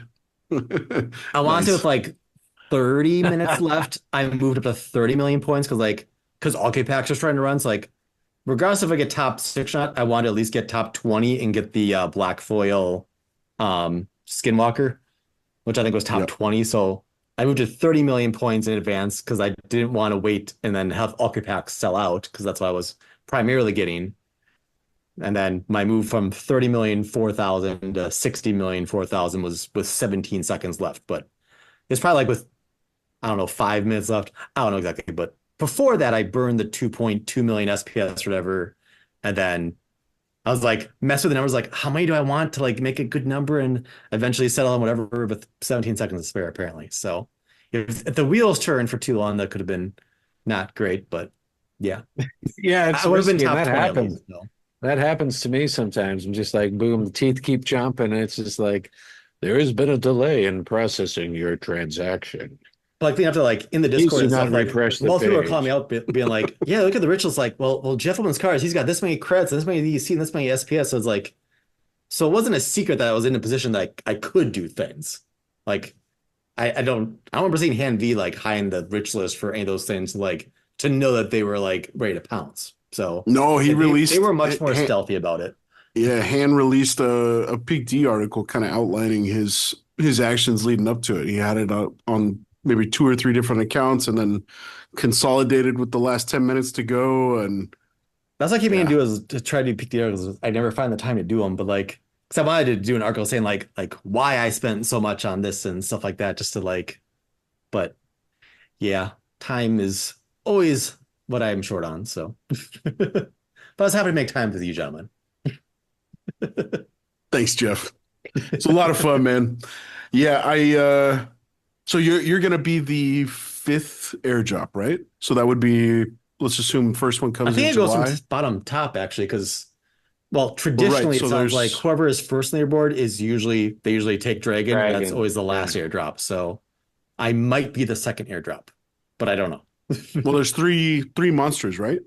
To get started. Oh, I'll be the second Archon airdrop, I think. So that would be July, August, September, October, November. Well, I guess Just in also time for possible that Thanksgiving. people man. like will have a predetermined like we're going to release them in this order of element, and then Oh, wherever sure. they fall. I'm not sure, but Yeah, I don't know. Yeah. Well, fun to watch. Fun to hear your thought process on all this stuff. That'd be a good Peak D article series. yeah, I mean, you're investing time in like that there's stuff plenty anyways. of stuff rather it's in spoken form on YouTube or in Peak D written form or all the above. Like I feel like I have plenty I can say and share and stuff that's meaningful. Just find the time to make it happen is another thing. Speaking of streaming, are you going to be making yourself a little bit more accessible on YouTube? Like I recorded, Doing I land did the stuff? 5-hour live stream opening all my packs. Like each portion I did, like I was doing recordings to like upload later, but I finally posted one. So like I always have a hours. back of content and stuff too, but like so far I've been more inclined to like hop on with you guys. I did a talk with Infidel, I did a talk with Lock and Keys. I think they both want me back again. Just I think it was a night or two ago, Walking Keys messaged me saying like, "Hey, I'm about to stream. You want to hop on?" I was like, I think he said in his stream, like, I should probably like GDI. God damn it, I'm popular because it was like just after you had spoke to me and like Dwayne's like, "Oh, I want to have you back too." It's like, man, everyone just pulling at me. It's like I don't know if that big a deal, but okay, cool. Throwing a lot of money around there, Jimmy. That gets people's attention. Everyone wants It's to really felt hang my employees out. like, man, I gotta start charging speaking fees or something if I'm in such high demand. I don't know, but Yeah, throw me a but pack. I'm happy to share my love and agenda. joy and intellect, if you want to call it that, of Splinterlands and just whatever else. So yeah. A fun So if hosting you have, invite right? me back again, I don't think I'll charge you the next time either. I don't think. We get one more free, huh? Nice. We'll place it carefully. Awesome. All right, guys. Well, we will be back for the first time in quite some time. We have the next month of episodes booked. We'll be back next week. We got a good one. We'll keep the guest secret for now. Hop into the Yep, People's don't blow it. Guild Don't Discord. blow it. Nope. Yeah. I don't think we've seen an announcement on when the pickle snapshot SPS snapshot is happening, but I did Well, it's a hear it's secret coming. I'm snapshot, hoping they man. give a heads up because like I probably want to move more of my SPS from Binance Smart Chain over and staked prior. Oh yeah, I got some BSC. I got to move over from the. They killed the pool. They killed the pool, so might as well throw that on there. Bam. And Yeah, the I reason think I it's haven't coming is because soon. there's the 0.5% transfer fee into the game from there, but like in retrospect, it's not that big, so I should just do that. Yeah. Yeah, Let me know I if you think it's do. coming I soon. got to figure that out too. I got So to. having got the regions of like I don't foresee myself doing anything like trade, sell, etc. wise with the SPS I have sitting on there, so might as well bring it in game and stake it and eat that 0.5% and start getting Get some more exactly. pickles. And pickles. I haven't touched it in years since I put it over there. It's just been sitting there earning SPS through the LP I incentive. thought you about your pickle for a second there.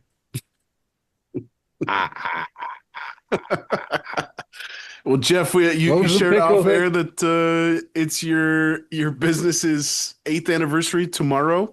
The day we opened was May 5th, but this is the weekend, Thursday through Sunday, that we're like celebrating it and doubling as our grand opening, because we moved and opened our new location in September, but then just too busy to actually have like a actual grand opening. So like, let's just delay it and we can have that double as our next anniversary. So that's what we're doing. Well, congratulations, so man. At some point in the next 4 days, I'll be working the corner in the blow up Pikachu costume we've got. And are you really? I'll be able to come in. Yep. That's awesome. Dude. Can you please live stream some of that, dude? Well, if you go on, I think my TikTok app is even like, it's like deactivated because I haven't opened it for so long. But I think the newest TikTok on the Game Capitals TikTok is me bouncing around in that Pikachu costume. So if you want to see me as Pikachu, just look up the Game Capitals TikTok and you'll see it. Awesome. Working the corners, putting Pikachu out in the streets. It was windy that day too, man. I thought it was gonna take flight. That's awesome.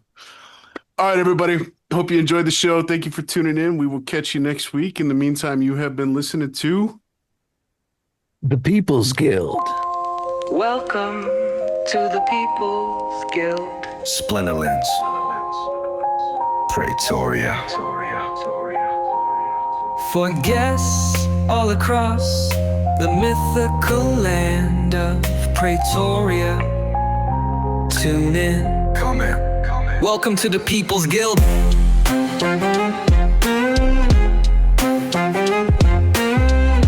Another week, another guest.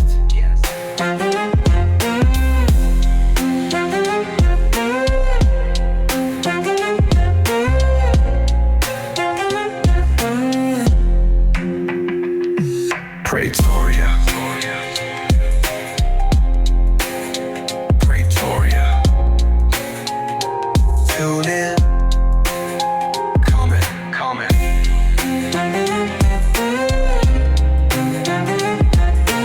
Welcome to the People's Guild. Another week, another guest.